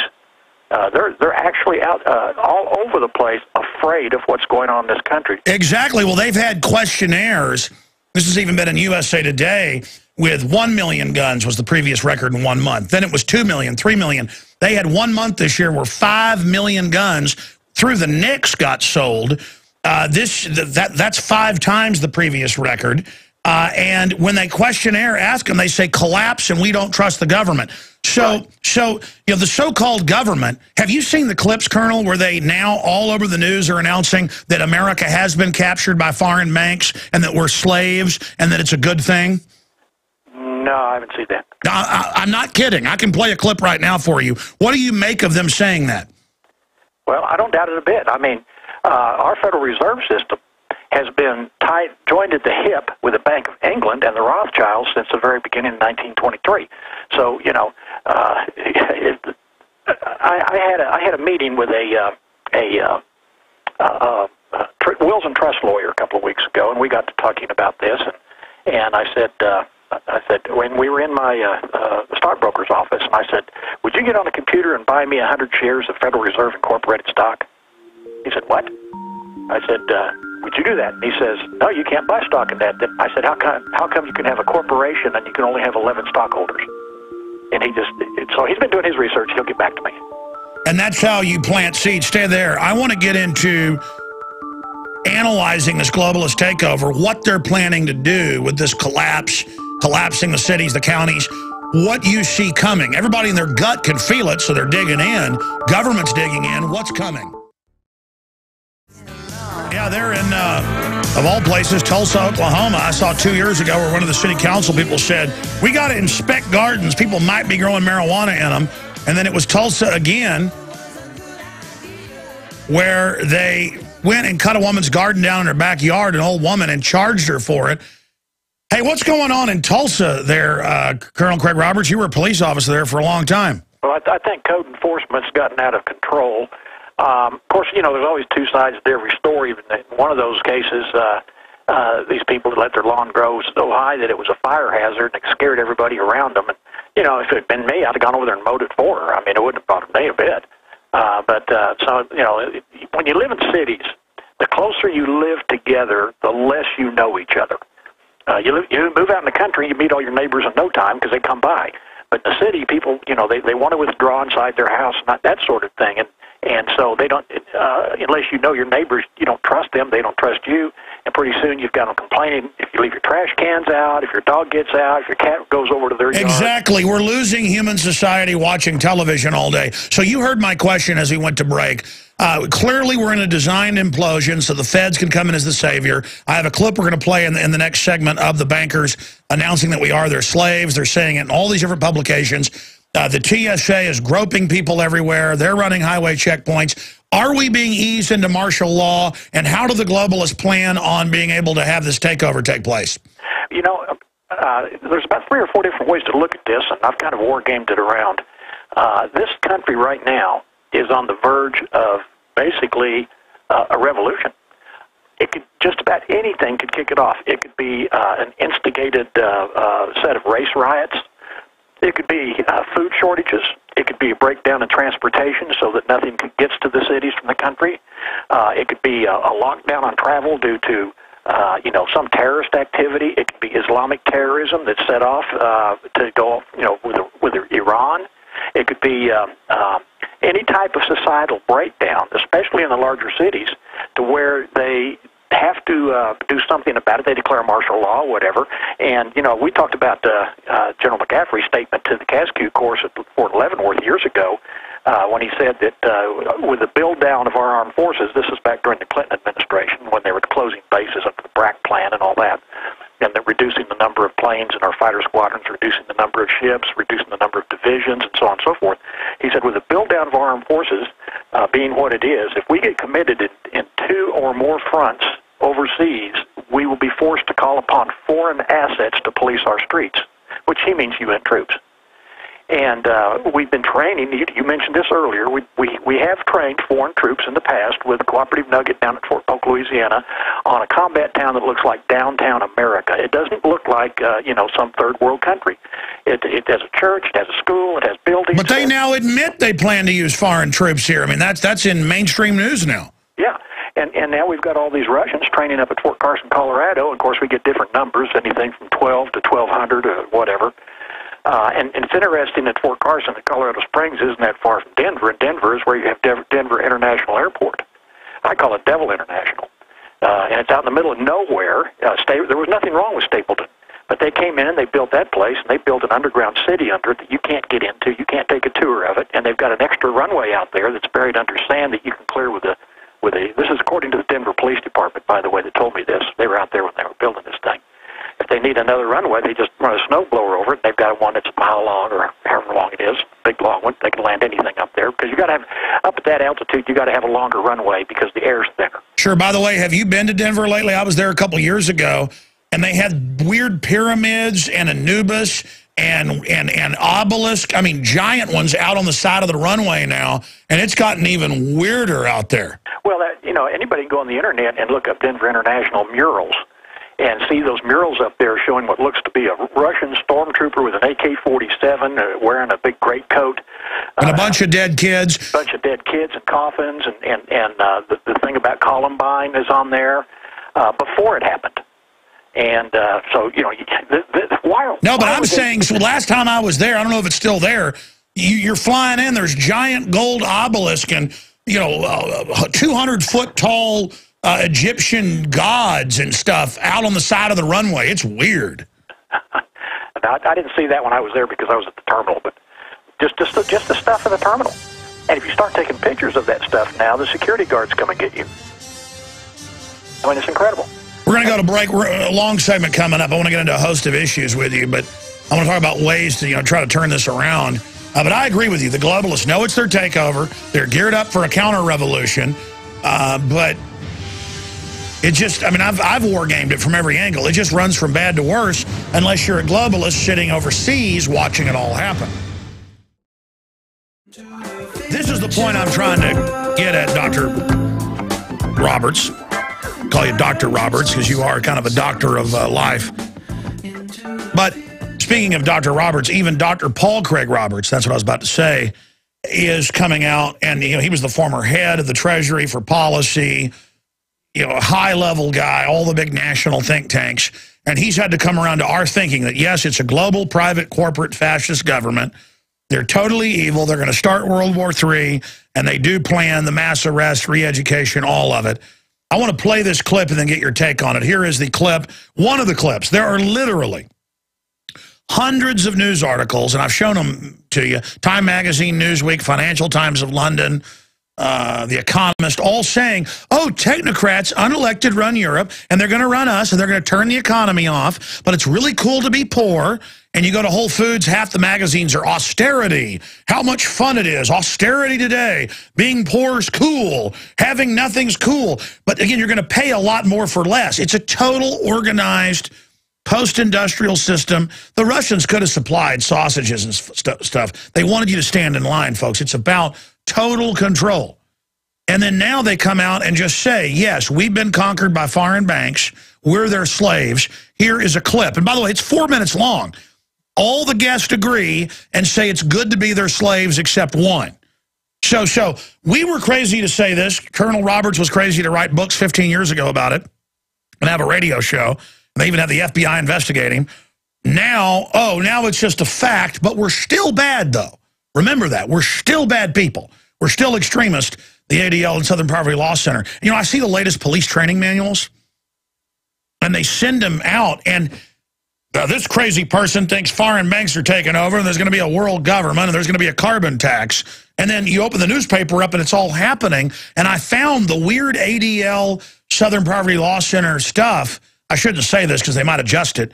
I guess they're so lazy, government paycheck types because they get government funding to do it. They're private that they won't even stop them. I mean, they're just lazy. They don't care. They turn out like one article a year or something. That it's actually waking police and military up because they're going, wait a minute. George Washington's bad, literally, and then they open the newspaper up and all this is happening. But here's that clip. Mostly what they do is hold summits. I think that right now the question is, do we all work for central bankers? That's what I want to address to our guest tonight. Is this global governance at last? Is it one world, the central bankers in charge? Jim Urio, you say we've got some downside here, a correction in the markets, fine.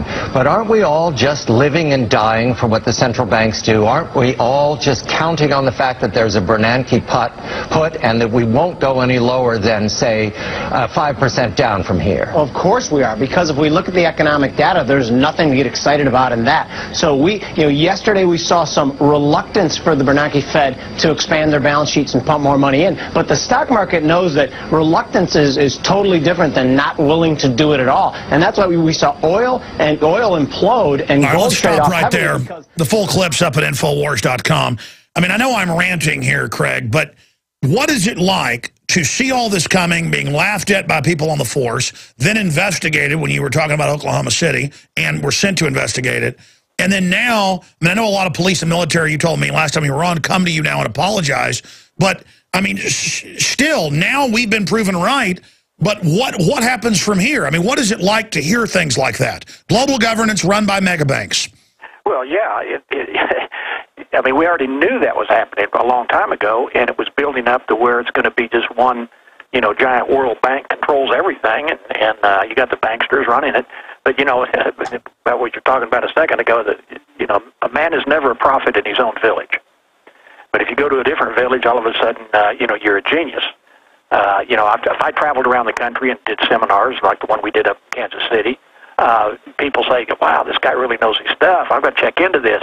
But you consider my own police department or my own military unit or even around the neighborhood, if I talked about any of this, they looked at me and said, yeah, well, Crazy Craig, he's lost it again. He's off the ranch. Even though you were speaking to crowds of thousands of people, syndicated radio show, they had no respect for their fellow American who was a veteran of Vietnam, the police force, the SWAT team, the helicopter, survived a helicopter crash, everything. So young people try to wake up their folks, and they say they get no respect. They shouldn't feel bad. You're a pillar of the community, and they wouldn't listen to you. That's right. There's only two types of birds in the human race, eagles and ostriches. And hopefully the eagles are listening to your show because the ostriches won't do it, and they don't want to hear any of this stuff. I've got a brother-in-law, who's a PhD, a genius, but he's very liberal, and you try to talk to him about any of this stuff, it's like talking to the wall. It's a doe in the headlights look on his face, like that can't be happening. I don't believe any of it, and you can't educate him. So there are those ostriches out there that can't be educated. We both have had people come to us saying, hey, I want to tell my neighbors, I want to tell my family, but nobody wants to hear this stuff. Nobody wants to believe it. How do I do that? How do I get this information to them? Well, you can't. What you can do is you can drop a seed and hope it grows. You can give them a suggestion, maybe give them a book and say, you ought to at least look through this book of whatever, the material is that goes in this direction. Like Killzone, my book Killzone, I've given that to people, and they've read that, and then they've come back and they said, what does the Council on Foreign Relations and the Rothschilds and the Federal Reserve Bank have to do with the Kennedy assassination? And I said, okay, here it is, da-da-da-da-da, and they read that, and they say, okay, where else can I get more information? I'll say, well, okay, The Creature from Jekyll Island, you go there, you go, and start naming off different books that they can just get one, read it, it'll lead to another one. And that's one way to get information. Of course, and it all fits together because when you're talking about a book written in 1971, like None Dare Call a Conspiracy, that we sell at Infowars.com, you read this, 40 years later, it all came true exactly as they said, because they were going off congressional hearings and investigations. I mean, when they ran the Federal Reserve through in 1913, almost the entire population was awake. Congress was pretty much against it. They had to pass it in the middle of the night with a quorum of 3 senators. I mean, people used to know about this stuff. Yeah. And there's a book that even predates that was written back in the 1920s and 30s called Red Fog Over America by a Canadian named Cunningham. He was an officer in the British Navy as a submarine officer in World War I, immigrated to Canada and went to work for the Canadian government. He saw the unions being taken over by the Communist Party. And then he saw the same thing happening in the United States.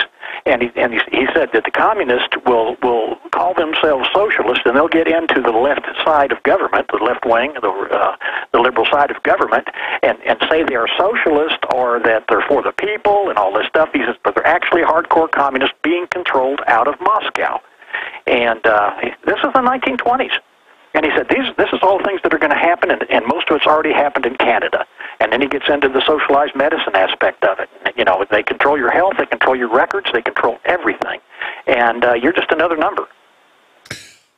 People that say that this UN treaty won't get our guns, it's written open-ended. I've got the UN quotes and articles up at Infowars.com today, even where the U.S. ambassador says in New York, right here on our own shores, you've got a Trojan horse. They won't accept U.S. firearms policy. They want to take the decision away from the U.S. electorate and undermine the Constitution. And I've read the thing. I've read over the treaty. It says they register all our guns, and then the UN can direct with the member states to ban any guns they want, and they're using countries that have already signed on to totally ban civilian ownership of firearms. That is the goal. And people that say this won't happen, hey, they'll do it and let that start the Civil War, because the globalists don't care if a bunch of police and military get killed trying to enforce this. But from my research, Colonel Roberts, you've been a police officer and in the military, Marines and Army. Am I correct in saying, I mean, if you've got 200 million gun owners, if 2% of them fought back, that's, 4 million people. I mean, there's no way, if the police and military try to engage in a gun confiscation, they might as well go jump off a cliff, and so they need to stand down on that order because it's unconstitutional. Well, they're not going to. That's the thing. I've talked to officers, I've talked to state police, and even some feds, and they said if that order came down, we'd quit. We wouldn't do it. And so that's where the foreign troops come in. You've got to have people who don't mind going up against Americans. And, they could have, 10 divisions of Chinese troops in Mexico right now, and we wouldn't know about it if our media doesn't cover it. And unless you know that they're there and can prove it and have pictures and all of this stuff, no one's going to believe it anyway until it happens. But China has been landing a lot of material for years into, armored vehicles, all kinds of stuff. But we know the standard operation for these governments. China admits they have 6,000 front companies in the U.S. They're always talking about Russia, but China's the real issue. And the globalists have given them the Panama Canal, given them the ports in the Bahamas that you mentioned. And what they do is they go get businesses, set things up as sleeper fronts. That's the model, 6,000 fronts. Oh, yeah. And do you remember back in the 90s when they found that shipping container in San Diego full of AK-47s and hand grenades and RPGs? Yes. And they found another one in Long Beach, and then they found one down in Corpus Christi, Texas, I think was where they found one.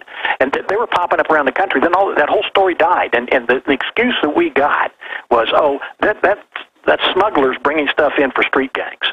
And I'm thinking, yeah, a lot of street gangs run around with anti-tank weapons, and landmines. And meanwhile, the globalists had the police training to literally fight good old boys, libertarians, conservatives. That's the whole posture is for that now, while meanwhile this country is just completely wide open. Yeah, and there's another aspect. I got some information the other day. I can't verify it. I don't know anything more about it, but I'll just mention it because maybe if the word gets out, it won't happen if it's planned to happen.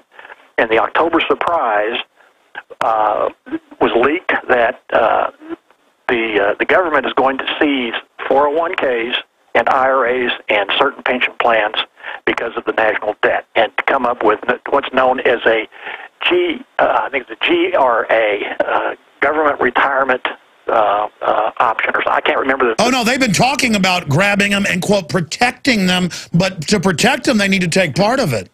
Yeah, well, of course. But once you lose control of your own 401k, you can't get your money out of it.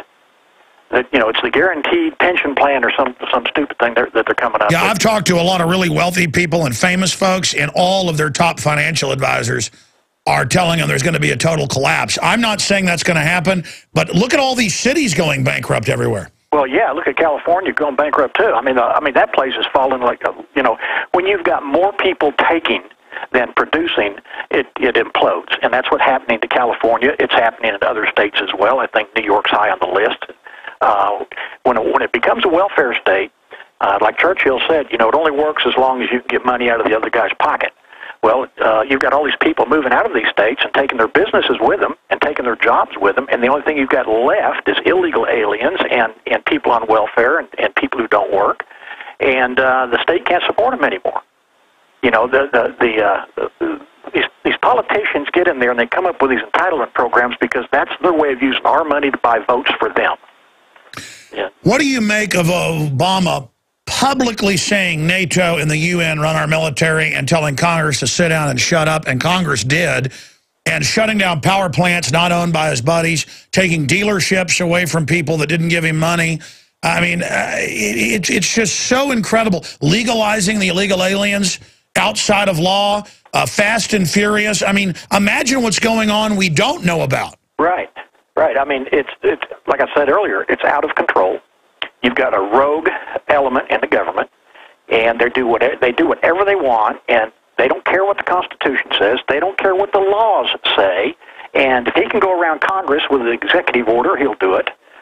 He just does his own thing, and he doesn't care what the right from the wrong or the rule of law is. Why is he so confident? Because I think since he works pretty much for George Soros and a few other people up there, that he's not worried about anything, and he doesn't care if he gets reelected or not, because he could maintain power by declaring a national emergency and setting the election aside. You know, we could see something like that go on. And by the way, I mean, you've got Larry Summers in the Washington Post talking about this in total collapse, but then we get criticized for being pessimist porn dealers when all we're doing is analyzing what's really happening. And by the way, we saw it a million miles away. Why did you see this coming a million miles away? When did you really start waking up? Well, I started back in the late 1980s when I went to Dealey Plaza for the first time, and looked around, and then ended up going up into the Texas School Book Depository to the 6th floor and looking out and saying, there's no way in the world that Oswald did what they said he did from this position with that piece of junk rifle. It just couldn't happen. I even tried to recreate it myself. I did it for a Japanese film company. It came over here. We took a Carcano, and we took it up on a deck overlooking a valley that was about the same distance. We were shooting at 88 yards at a man-sized target and trying to get all those shots off and so on and so forth. And I'm a heck of a lot better shot than Oswald ever was. And we couldn't recreate it. And so anyway, I looked around and said, well, if the government lied about the Kennedy assassination, what else did they lie about? And I started just looking in different directions and different things, and one thing led to another, and I found out about the Federal Reserve System. I found out how they brought that in. All kinds of, just one thing after another. And so I wrote a book called Legacy of Dishonor, and it had to do with crimes and cover-ups of the U.S. government from World War II all the way up to the present time. And the Kennedy assassination was the first part of that, and then I got into other cases as well. And I'd sent it to my agent, and and of course by then I'd published several books in New York City through Simon & Schuster and Pocket Books and some of the others, Avon. And he couldn't sell that book. It's the best book I ever wrote, and he couldn't sell that book. He took it to 10 different publishers, and finally one of the publishers at Simon & Schuster called me at home on a Saturday night from his house. And he said, you've got to get this information out to the American people. People have to see this. And I said, well, why don't you take it? And he said, I can't. I'd lose my job. There's too much in there that the powers that be do not want out. And we've got editors in every publishing house in New York City that make sure this kind of information never sees the light of day. So I had to form my own company. I formed Consolidated Press, and I extracted enough out for the book Kill Zone. And then what was left over became the Medusa File. And so those two kind of go together. That's when everything started happening to me. And then, of course, the Oklahoma City bombing happened, and then TW-800 went down, and then we had the Amtrak derailment in Arizona, and it just one thing after another, and I was getting pulled in all these different directions by different people to help investigate these things. So that's pretty much where all of that started. By the way, we're going to put on screen right now. You guys can punch up my computer for people watching on prisonplanet.tv, because that sounded crazier earlier. Radio listeners just type in Egyptian statues, DIA, Denver International Airport, and there's Anubis, again, over 100 feet tall. And last time I flew in there, they had a whole bunch of these obelisks and weird. And I said, what's that about? And the security people said, don't ask questions. So it's like, why do you have Nazis killing children on the walls and Egyptian gods everywhere? And they say, like Colonel Roberts said, that don't ask questions. Yeah. So I mean, whatever weirdness they're involved in out there, I just wanted to show people watching on prisonplanet.tv that, so they wouldn't think that we were crazy. Well, these people are occultic. They're Luciferians. The Council of 13 is all Luciferian, and Lucifer is their god. They don't believe in Satan. They believe in Lucifer, the god of light, or the angel of light. Well, the head of the UN Planetary Initiative, David Spangler, said, "You will accept a Luciferian pledge, or we will kill you. Once the world government's set up, you will worship Lucifer, or you're dead." Yeah. Well, they think that's where they get their power. And you mentioned earlier about all the blood in the streets that'll happen if we have a civil war, a revolution, a race war, or whatever. We got to remember that these are the same people that want to kill off 80% of the human population. So they don't care. In fact, they like it. Yeah, they think that's a great plan. They'd like us just to kill each other off. Incredible. Colonel Roberts, Any other points you'd like to make? Think about that in the time we have here with you today. Things that have been, you know, burrs in your saddle that you'd like to relay to a couple million people. The website's riflewarrior.com. Your books are there. It's excellent. But expanding on your story, you know, that you told when, I mean, we got about 5-6 minutes in what's left of this segment because I skipped the break. Describe to people the experience you had when you died at the hospital, because people from every other culture, even people that aren't Christian, have that same experience. And if that doesn't get people's attention, I don't know what will. For all these people that are selling out to evil because they're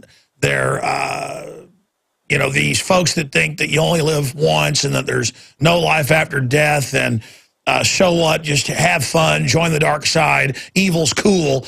I want to give you the floor here until we go to the break, breaking down what happened to you. And I appreciate you telling the story. I know you're tired of telling it. Well, it was in August of '97, and I had retired from the police department by then, and I ended up with colon cancer, and it metastasized and got pretty bad. They put me on chemotherapy, and the chemotherapy is really, I think, what basically did most of the damage.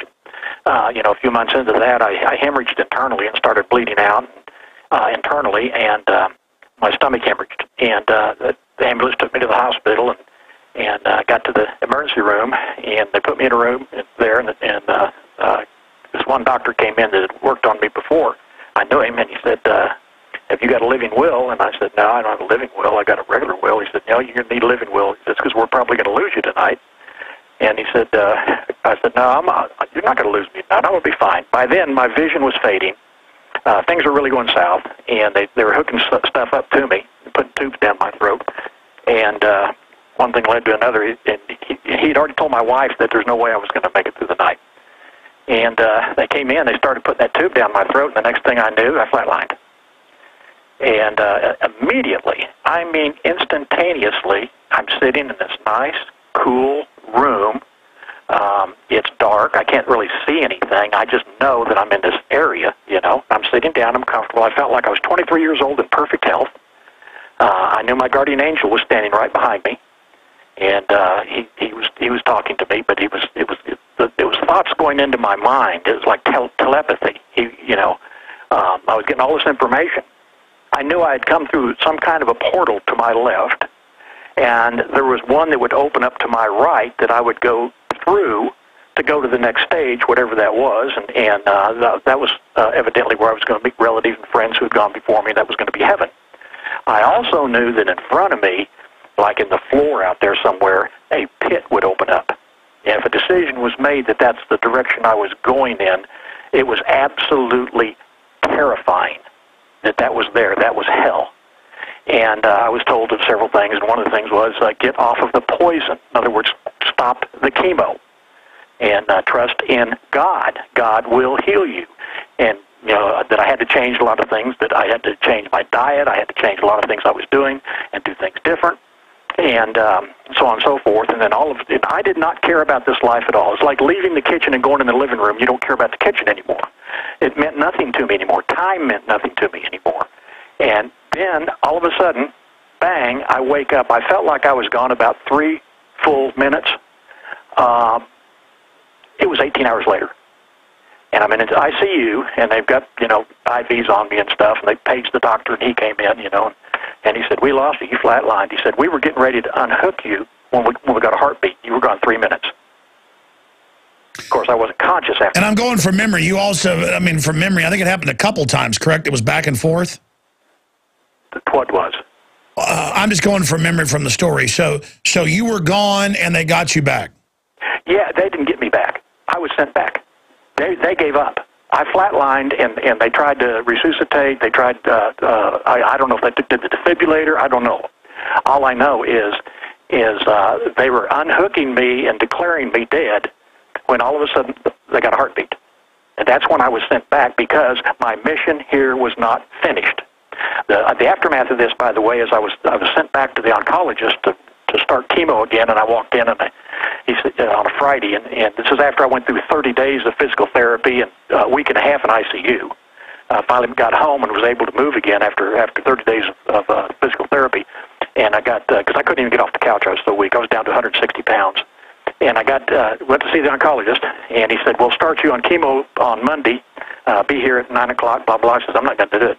I'm not taking any more of your poison. And he looked at me, and he just, I swear, Alex, it was like a movie is out of Hollywood. His face got demonic, and he had this horrible, hateful scowl on his face, and he growled, and he said, if you don't, you'll be dead in 6 months, and no one can stop it. And I just stood up, and I said, I'm gonna be around a long time, Doc. A lot longer than you tell, I mean, because you abbreviated it, tell the part about, the data you were given, and the fact that, I mean, like you could tell decisions were being made and that you were sent back. Yeah, the decisions were being made whether or not to take me on or send me back, and the decision was made to send me back. But I was told that I would meet people that I could talk to and tell them things that it may not mean anything to me, but it would mean something to them, and that also I would be able to tell when things were going to happen before they happened. Just a bad feeling that something was going to happen in a given part of the country, or even on the highway I was driving down. And again, you couldn't see the angel, but you knew the presence was there and that it had been there your whole life. Right. He'd been with me in Vietnam. Everybody has one. Every one of you people out there have a guardian angel, whether you want to believe that or not, and they're there. And if you just listen to them, because that's the good side of your conscience talking to you. And you also have a demon that tries to follow you around occasionally, and he's the one that tries to influence you to do the stuff you know you're not supposed to do. God gives us the choice of picking one or the other. He gives us that choice. You can pick anything you want, but later on you're going to answer for it. And John Bound, out there running the board, he told me this a long time ago, died and had the same experience, just remembers the calm place, the angel, and then they got him back to life, or God sent him back. Incredible. We'll spend 5 more minutes with you, Colonel, on other tidbits. We have another guest coming up. Always amazing. It's always great having him on. We only got 5 minutes left. Colonel Craig Roberts, RifleWarrior.com. I'm Alex Jones of Infowars.com. Craig, we got 5 minutes left. What else is on your radar? What else are you looking at and investigating right now? And what do you see happening out in the future with the way things are going? Well, that's an interesting question, because I ask myself the same thing all the time. It's kind of interesting that we have this 12/21 of 12, where the Mayan calendar ends, and a lot of people are preparing for the end of the world and this, that, and the other. I think that psychologically, powers that be could use that to their advantage, somehow. I don't know. You never know what these people are thinking. They're so devious, and what their plans are. But everybody says that I talk to, all my contacts, they say, we think something is going to happen before the election. We really think, especially if Romney shows in the polls that he's ahead, not that, and you and I both know it doesn't matter who votes, it matters who counts the votes, like Stalin said. So I don't trust the media being involved in our voting for any office or anything, because they can announce anything they want. But if we did have an honest election, and Obama was feared that he was falling too far behind in the polls, wasn't going to be able to get reelected, there's no telling what he might try to pull, as far as the finances, as far as the banks, as far as the food supplies, as far as martial law. We don't know.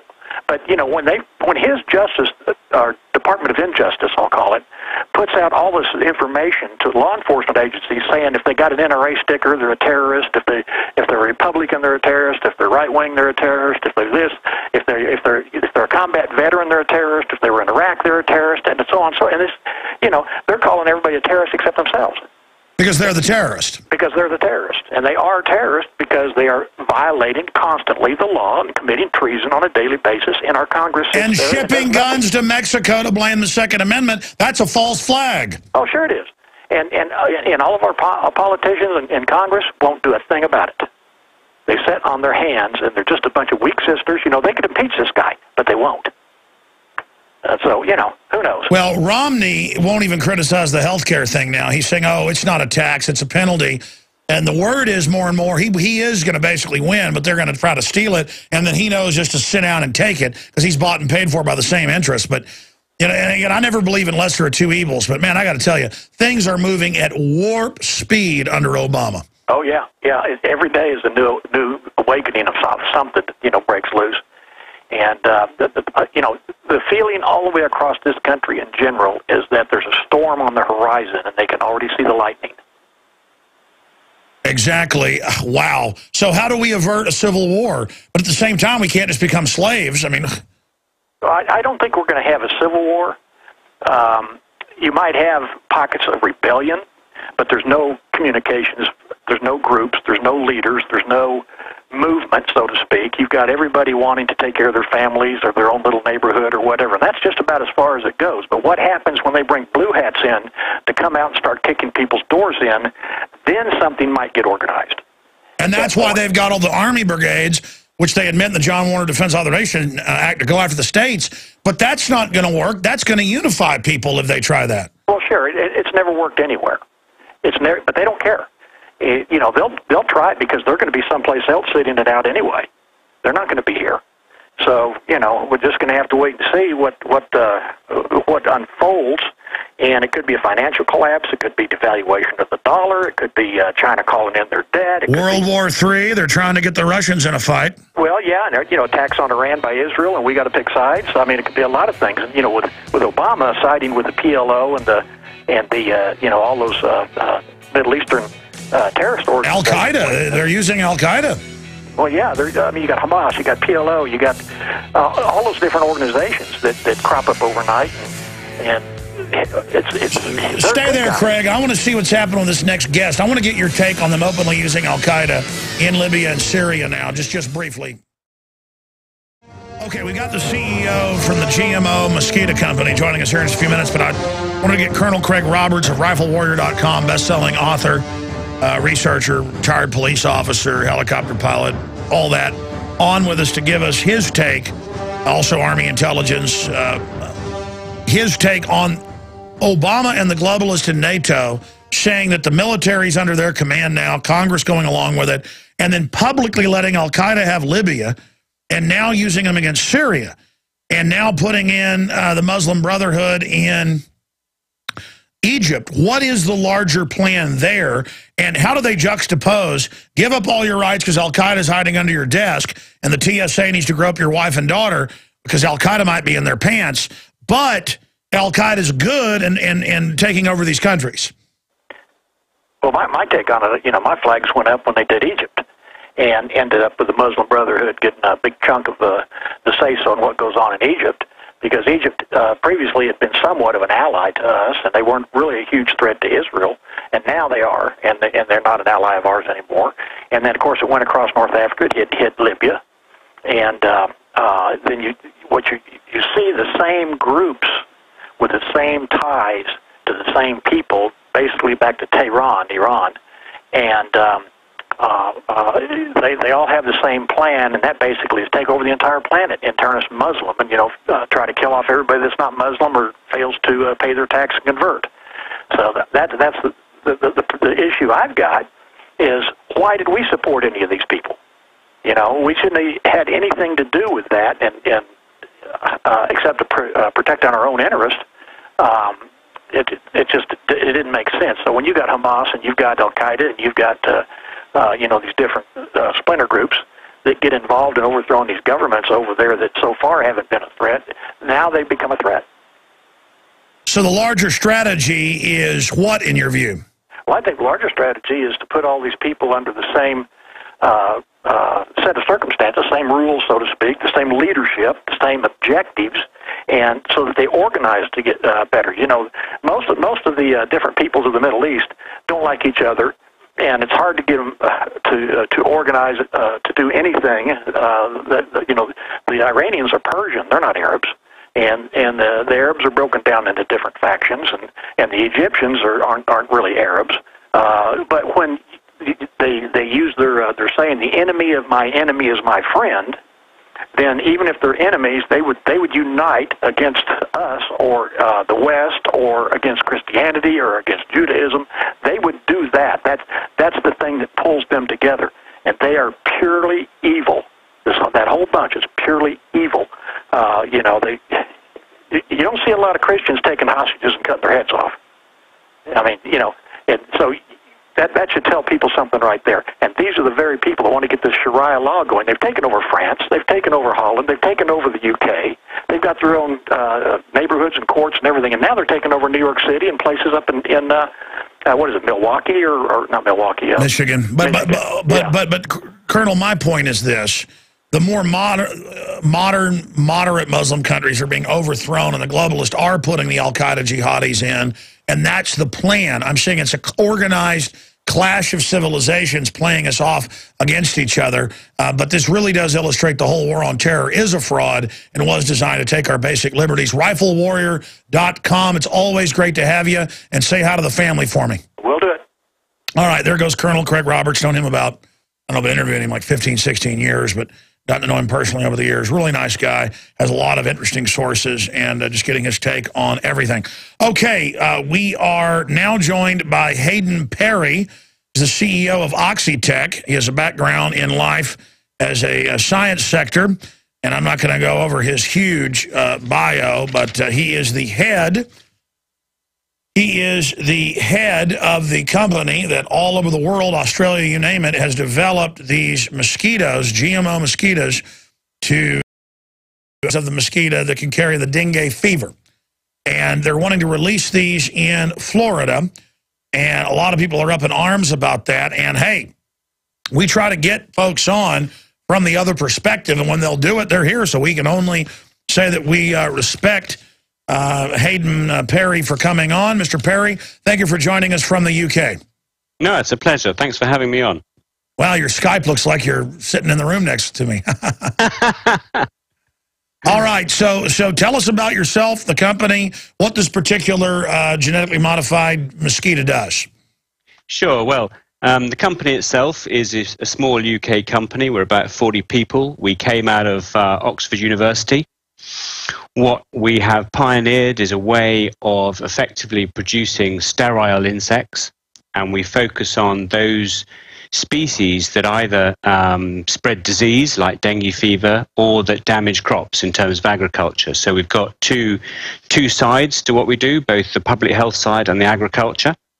The one that we're talking about here is the mosquito called Aedes aegypti, and it basically has come out of Africa. It's spread itself around the world, and when you have Aedes aegypti in an urban environment and someone comes into that environment with dengue fever, then you have the conditions with which the dengue fever will spread from person to person, because dengue fever is only spread by the bite of a mosquito. And there's no vaccine, there's no medication for dengue fever. And quite frankly, chemicals have done a poor job in reducing the incidence, because this mosquito is very difficult to kill with insecticides, because it lives in and around your home. Now, I know in places like Australia, from the numbers, you're the expert on this, a lot of people get dengue fever, some do die, but here in the U.S., what, 30 cases last year, 60 the year before that? I think it's 0 so far. With the mosquitoes. Why release these in Florida? Well, it depends on what Florida wants to do. I mean, the reason that we were consulted by the Florida Keys mosquito folk is because Florida Keys did not have dengue for years and years. You have to go back 20, 30 years. I don't even remember the last case. And then in 2009, they got about 29 cases, and those were people who had not traveled. So in other words, they got dengue locally in the Keys. So what they did is they responded by, very much increased manpower to carry out surveillance, remove breeding sources, carry out chemical treatments. They increased all of the levels of activity a huge amount. And the following year, they had about 67 cases, or there or thereabouts. So they hadn't managed to control it. Now, last year, thankfully, they had no cases at all, which is terrific. But the issue is, you need two things to come together. You need to have the mosquito already in your town, and you need then to have the virus come in. Now, the issue is, if you have the mosquito, then you have the conditions that are ready to spread the virus if it comes in. Now, last year they didn't have the virus, that's good. But because Florida Keys has I think it's around 3 million visitors a year, and a lot of those are going to come in from places like Puerto Rico or Cuba or around the Caribbean, then you are at risk. What does dengue fever do to you? It's flu-like symptoms. It's known as break-bone fever, which gives you a clue. It sort of it can be anything actually, from asymptomatic all the way through up to hemorrhagic fever, where blood vessels burst, and shock syndrome, and then ultimately death. But normally speaking, people would have a very severe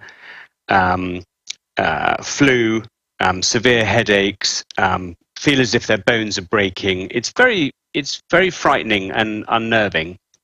It's not normally fatal, but it is very unpleasant. All right, well, you're very kind to join us here. Obviously, there's a controversy about having GMO spiders. People don't trust GMO because what we've seen from some of the big companies and the problems, and the drug companies out there with all the scandals they're involved in, knowing their vaccines are causing convulsions, knowing that that the drug out there for asthma was really killing people and didn't help people. So that's why folks are concerned about this.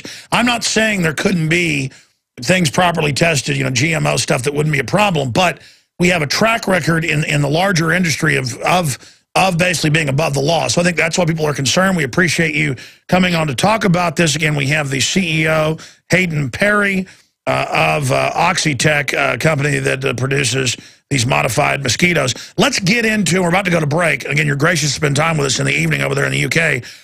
What are these mosquitoes? How are they changed? What do they do? How do they supposedly mitigate the dengue fever problem? Okay, so how are they changed? What we've done is we've put a gene into these mosquitoes, and that gene causes the offspring, the next generation, to die. Now, there are two interesting facts about mosquitoes. Firstly is males don't bite you, and males don't spread disease.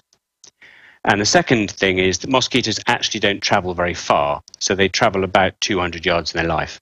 So what we do is we have mosquitoes, we breed them, which are in effect sterile, so their offspring will not survive. We release males into the environment, because males are the ones that are safe, they don't bite.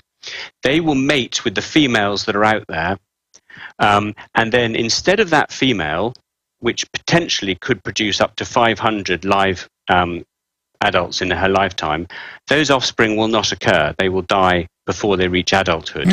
So effectively, it's birth control for insects is a sort of way to think about it. Very interesting. We're going to go to break here, and I want to come back and talk about specifically what you do, how you develop this, because I guess you guys are the patent holders for this particular type of technology. Sure, we are, yeah. Amazing. All right, Hadyn Parry is here. All things dengue fever, mosquito eradication. We've got some news articles here we'll go over with him on the other side. And we'll also give you the website for Oxitec. It's oxitec.com if you want to go see their promo videos. Stay with us. Hadyn Parry, the CEO of Oxitec, a genetic engineering firm, I guess is the proper name for them. He can correct me if I'm wrong, has made big news. I mean, here it is in the current New Yorker magazine. It's got Obama as a doctor on the front. New York Times, just hundreds of publications. Big debate down there in Florida, and he's saying, hey, Florida wants the technology, they get it. Specifically, though, let me read to you out of New Yorker on page 44 in this current July 9th issue. It says, environmentalists have expressed concern about what might happen if some of the modified females survived and while biting people, injected them with an engineered protein. Oxitec separates males from females, but with so many mosquitoes, a few genetically modified females invariably slip by. Oxitec puts the number at about 1 in 3,000. This is a nightmare scenario, and we don't have any published data that answers the question. And I saw a quote in my stack here from someone at your company, it may have been you, correct me if I'm wrong, saying, hey, they're not going to pass any of their DNA or whatever on to you, or viruses, RNA. But, I mean, doesn't a female mosquito bite you and inject saliva into you to liquefy before sanguinating the delicious meal so she can produce her larva. But you're saying there's no danger?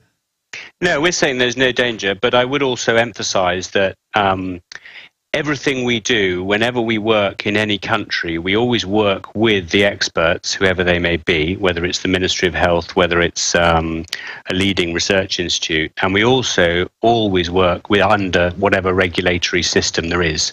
So you've always got an expert, or an expert institution that we're working with, which is local, and you've always got the fact. But you're the expert on these mosquitoes. I don't think there's anybody that knows more than you. Why do you say they're safe?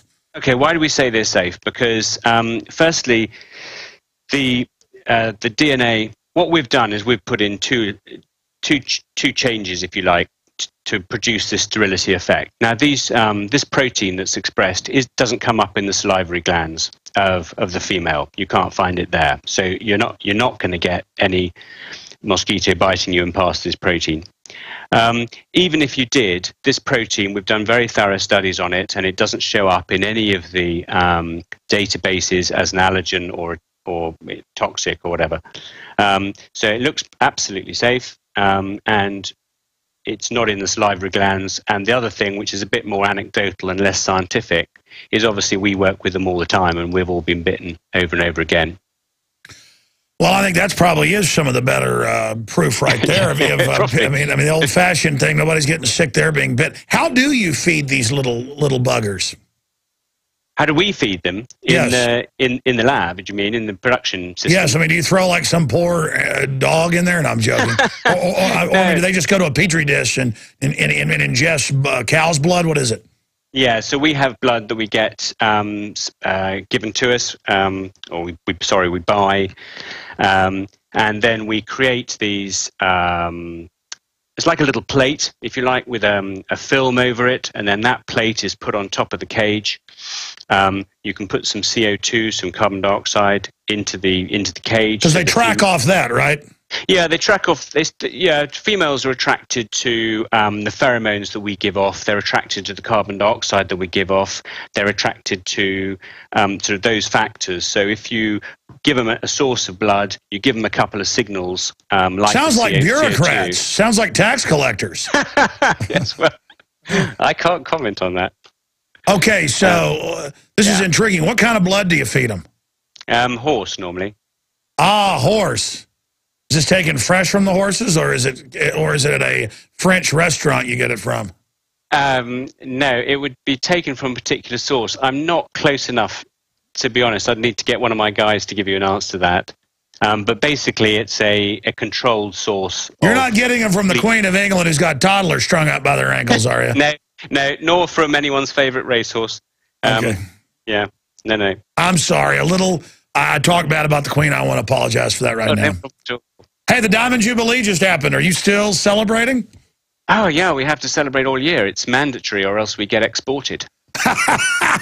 You're something else, man. All right, listen, we're going to go to break. A longer segment coming up. I want to give you the floor to talk about why you think this is safe, where you're doing it, some of the other mosquitoes you're working on, and the rest of it. And for those that don't know, there are a lot of other companies. I know decades ago they had GMO larvas to kill the fire ants. Maybe you can tell us, because I know you're a scientist who studies bugs and have a lot of them working for you. What other kind of GMO bugs are out there? I think we should go in that direction. But Hadyn Parry came on. He's very confident, and he's a good salesman. In fact, I'm ready to wade into a bunch of these mosquitoes right now. I'm going to snort them. I'm Alex Jones. We're joined by Hadyn Parry, CEO of Oxitec. And I've got the New York Times here. Concerns are raised about genetically engineered mosquitoes.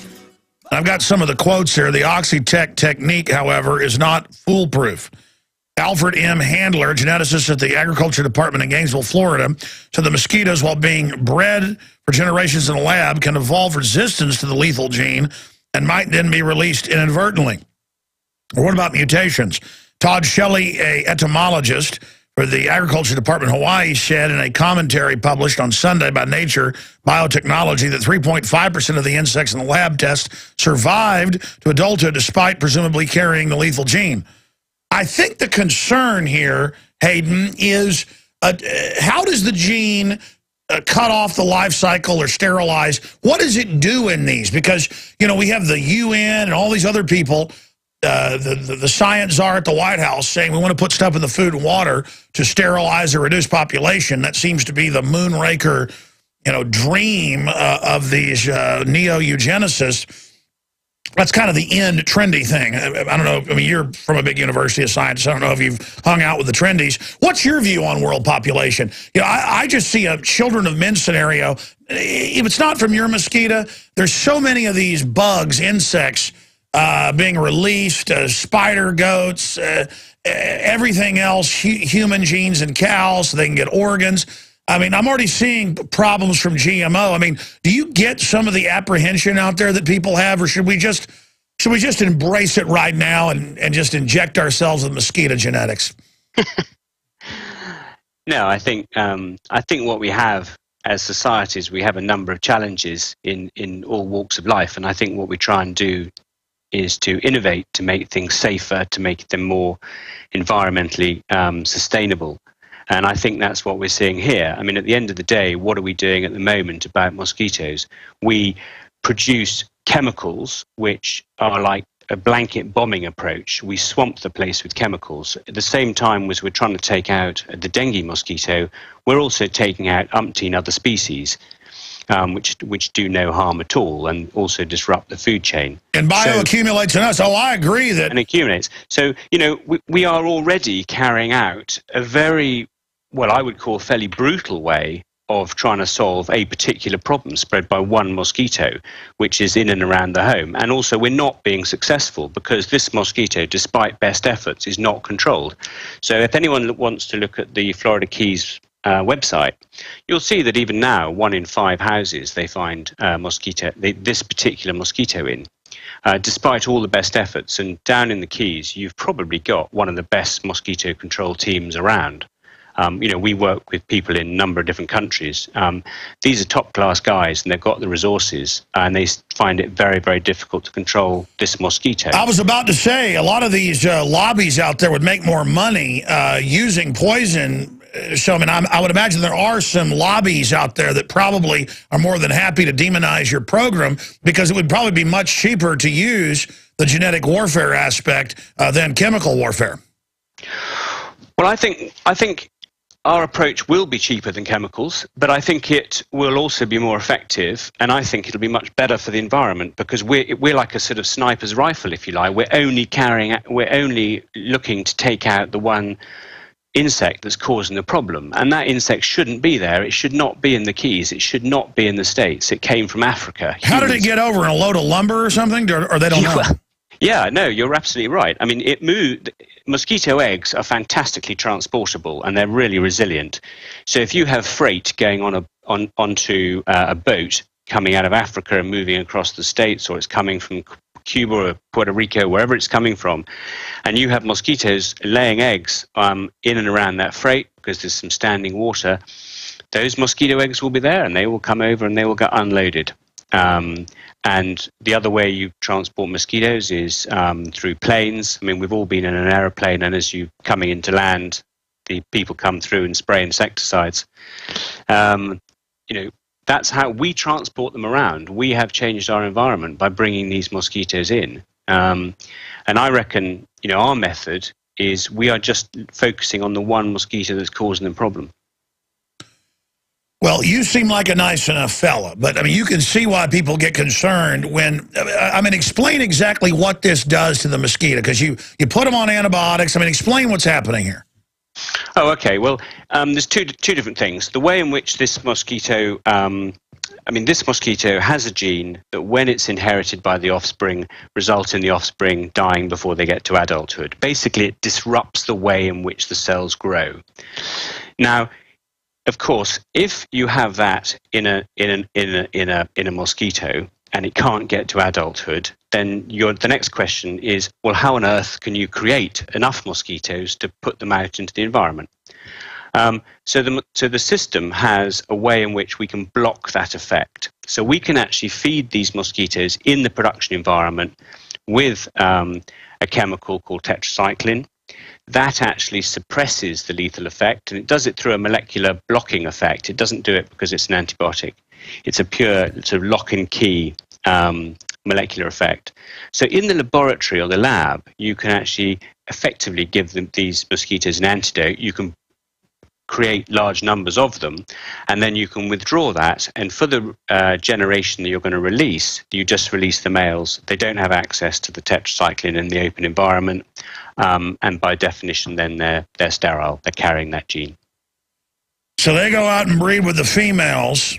Yeah, they go out and breed with the females, and every time they breed with a female, instead of that female having 70 to 100 eggs each time and up to 500 in their lifetime, then they won't produce viable offspring. Now, if you keep releasing the males over a period of time, then you'll bring that population right down. But you won't be affecting other mosquitoes, you won't be affecting other insects like you would with an insecticide. So it's species specific. I got to tell you, just my gut with these hundreds of companies, developing different insect-based systems. And I mean, look, you saw it come out with GlaxoSmithKline this week with a whole bunch of their drugs. They knew they were killing people. They knew some drugs weren't even helping people and were only hurting them. It was all a big joke. You've got Merck. And I know these are big, giant, faceless companies. You're the head of your small company. You're coming on. You believe in your product. I don't think you're a bad guy. But you've got these faceless bureaucracies. Merck, caught with its vaccines, knowing it's giving people measles, mumps, rubella in the shot, killing people in cases. You got Bayer knowing HIV and hepatitis is in the factor 8 for 11 years, shipping it out worldwide. It's that cold-blooded, really craziness of these companies. And now we see it with the big GMO companies and clear connections to problems. The honeybees can't eat it, but we supposedly can eat it. It's got its own pesticide. Oh, it's natural, but it's 1,000 times stronger. All these gut disorders. Something is wrong. And I think part of it is the pesticide load in the environment. Undoubtedly, autism is a cocktail. It's linked to that. So I'm not just here blaming GMO. My issue is when Bill Gates is running around releasing mosquitoes at events and funding mosquitoes, forcefully inoculating you and giggling about it, that's why people are really scared of this. I understand you're a smaller company that's developed this, and I don't want to get you in trouble with potential funders like Herr Gates, but I mean, certainly I would imagine your company's probably been contacted. You had people bring this up to you, these points I'm raising. Yeah, sure. Just let me also make one sort of distinction, I suppose. We're a company that came out of Oxford University, and we are a small company. We haven't got the resources of the big guys and the GlaxoSmithKline, which means we can't do everything indoors. We can't do it all ourselves. So that means we always work with other institutions. So we work, for example, in Malaysia directly with the Ministry of Health. We work in Panama with the Gorgas Institute, which is one of the sort of world-leading mosquito research institutes. So we always work with leading institutes. So that gives a measure of comfort because there's nothing sort of, as I would say, there's no sort of closed doors. And we also work in a very sort of transparent and Sure, it's like you've got BP ordering the drilling company to pour water in, and the company said it will blow up, and they said, we want to save money, so it blew up. You're saying that there is basically a committee process, and there's a lot of different people looking at it. It's not just a corporate CEO saying, do this. Yeah, it's not just us. This is a new technology, so everybody, if you get the science world and you get those people involved in these sorts of approaches, I mean, everybody does want a piece of the action. Everyone does want to understand it. They want to get their hands on it. So we work with the Pasteur Institute in France. And, people say, can we have your mosquitoes? Can we do tests on them? The answer is basically yes, you can. And that helps us as well because we're so small. We just can't do it all ourselves. But certainly you've got to know that this is the type of technology a government could use or develop as something that renders humans basically stunted, where we never were able to develop. That's almost the opposite of what they do in Brave New World. Well, there's a big distinction.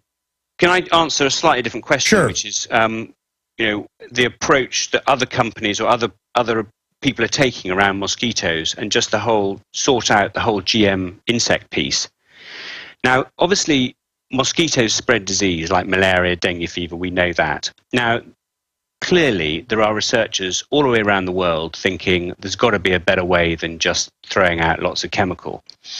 And so what you have there is you have a lot of people working on different methods.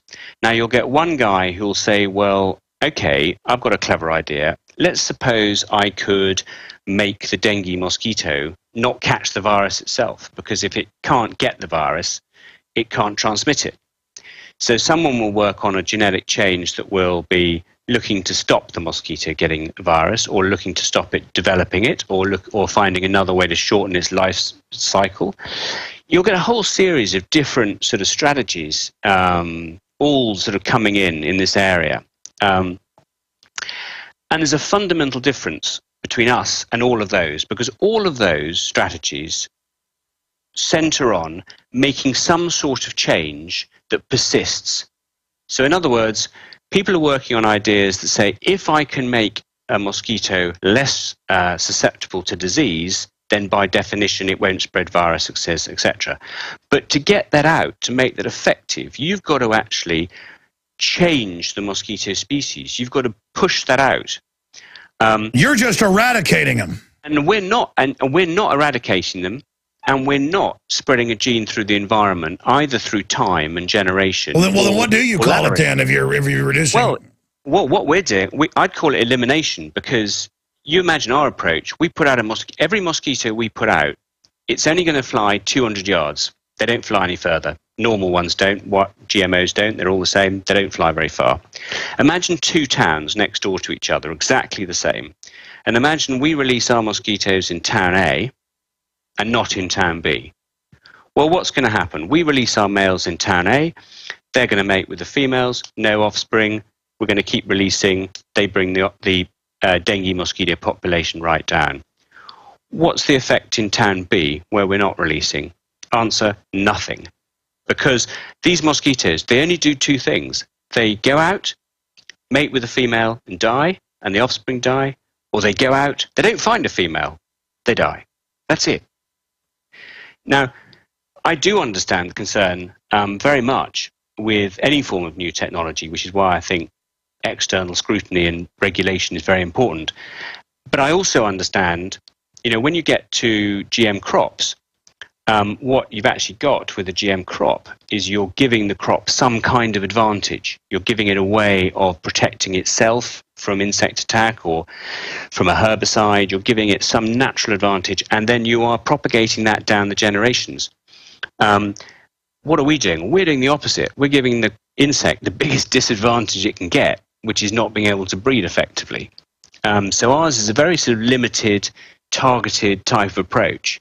And fundamentally, that puts us in a very different camp to everybody else. Oh, no, I understand. That's why this is so intriguing. But, I mean, certainly, I mean, you've worked in a university environment. A lot of this came out of England. You've certainly heard all these calls to artificially make people not reproduce at the current levels because, quote, the earth is overpopulated. So can you imagine how this creeps people out, hearing about this technology in mosquitoes? I can. I mean, I think all technology, until it's understood, has elements of uncertainty. Sure. What is your view on world population? My view is these things tend to be self-balancing, actually. I think as you increase, I mean, what history shows is that as countries increase in prosperity and the actual birth rate tends to go down because your confidence in the survival of your children goes up. And then you move from sort of the basic instinct of needing your children to survive to actually giving them a better education. Yeah, you're exactly right. I mean, Europe's 1.3 now. U.S. is similar. Russia's dying. Japan's dying. We've got the opposite problem. I mean, the West is not going to be here in 100 years. Well, we're certainly going to be outcompeted by the Chinese. That's for certain, both technically and economically. Well, that's right. We always talk about what England, the U.S., Europe's doing with genetic engineering. The real revolution's in China, isn't it? The real revolution is in China, and you've got countries like Brazil. I mean, that is a staggering environment. We do a lot of work in Brazil. We've done a lot of this mosquito work in Brazil. But the sort of go-ahead attitude, the quality of the science out of there, the number of academic papers coming out, the whole just vital economy. Yeah, I'm going to make a prediction. These guys are on a roll. I'm going to say this now, though. A lot of people in your line of work obviously mean well and want to save the world, but I'm just going to say it right now, studying history. There are already disasters being caused by all this untested out there, and statistically, it's not going to be your mosquitoes. And I'm predicting mega disaster within 10 years out of all this GMO. And I just hope we survive, because if you got 10,000 companies pell-mell with gene guns splicing everything in the world open air, it's only a matter of time till big trouble comes out of all this. Well, I think, okay, I'm not going to defend an entire industry. I defend ourselves, but I'm not going to defend anyone else. But if you look at something like GM crops, there were huge claims made about how that was going to cause problems in a whole series of areas. And I think there's been now, I saw a paper the other day saying something like 3 trillion meals have been eaten containing food that contains, that came from a GM crop. Sure, but that becomes a PR debate. We've got massive evidence it's causing problems. You get the claim and counterclaim. I think what, at the end of the day one does with these things is you've got to make sure your scientific scrutiny is top-notch, as good as you can do it. You make sure you understand your risks, and you make sure you understand your benefits. And you also say, well, what else am I doing? Am I happy with what I'm doing? Hadyn Parry, I've got one more question for you when we come back. Sure. Stay there. Folks can go to the website, oxitec.com. They've got little vampire flying insects there available. Okay, Hadyn Parry, you got cut off by the break. Go ahead and finish your point, sir. I've completely forgotten what point I was making. Can you remind me? You were just getting into the fact that GMO has just been absolutely wonderful. No, I wasn't. What I was basically saying is that you get claim and counterclaim in any of these things. There's a lot of science that says that GM crops are very, very safe. They've done a lot in terms of reducing pesticides use. And they're very safe to humans, and that's the vast bulk of the scientific argument. All the Roundup Ready stuff, that's most of the GMO out there. It means more chemicals. No, actually, it means less. I mean, I'm certainly not one to defend Monsanto and Roundup, but actually, if you look at the environmental effect of spraying Roundup on a maize field, comparing to spraying the old maize selective herbicides, Roundup is genuinely better. But, I think Monsanto can defend themselves. They don't need me to. Well, listen, here's my last question. I saw news headlines. Mosquito tests may occur without permit. This is out of the local newspaper there, The Citizen. What's happening right now? I mean, who decides whether you release these little creatures? Well, that headline is nonsense. We would never go ahead without regulatory oversight. And we've said that, been in Florida Keys and said it. We've had a town hall meeting and we've said that. So what's happening right now? Right now, we have opened what they call a file with the FDA, Food and Drug Administration. And they are starting to look through the data we've given them and the dossiers we've given them. And they will come back to us to say whether the data is sufficient, whether they need more. And we'll start a process of, our views being challenged and tested, and the data being scrutinized, and we go through that process. So I don't know how long that's going to take. And in fact, that's one of the questions we've asked. One of our questions is, how long does this take? And the answer is, no one knows. I mean, we go into that process and we come out at the other end at some point when they're satisfied. Well, there's no way we release without going through and coming out the other side of that process. There'd be absolutely no point. All right. Well, Hadyn Parry, CEO of Oxitec. Oxitec.com. Folks can find out more. You've got some videos explaining it all there. I appreciate you coming on and giving us your perspective and the other side of this. My gut tells me that all of this is going to end up basically with the fate of Atlantis. And I'm not against technology. I just think it's all moving forward so quickly, and the track records we've seen that we're flirting with disaster. But we'll see what happens. Thank you for joining us. We'll see what happens. Thank you, Alex. All right, there he goes from the UK. Very nice to spend that much time with us. Now, there is a lot we're going to be covering, obviously, on the nightly news tonight, I should add, but we'll just have that posted at prisonplanet.tv. Going to have some big breaking news there. I don't have time to get into it all, but I really differ with his claim of no big problems with GMO. The mainstream media won't cover what's happened, but we know. I mean, we know with the inserts of the vaccines, it says causes cancer, can kill you, narcolepsy, epilepsy, yada, yada, yada. And then the vaccine people go on national TV and say, there are no side effects. And then now they're having to go, oh, well, it did cause some people to have seizures and die, but it's, Gardasil is killing some people, but it's okay. And then it turns out this stuff doesn't even protect you. Well, I knew that 5 years ago. It said on the insert, doesn't protect you from it. In the case of Gardasil or any of this, it's all in the fine print, folks. And this guy may mean well, and I'm not saying there isn't technology out there. But this playing God is going to really cause us problems.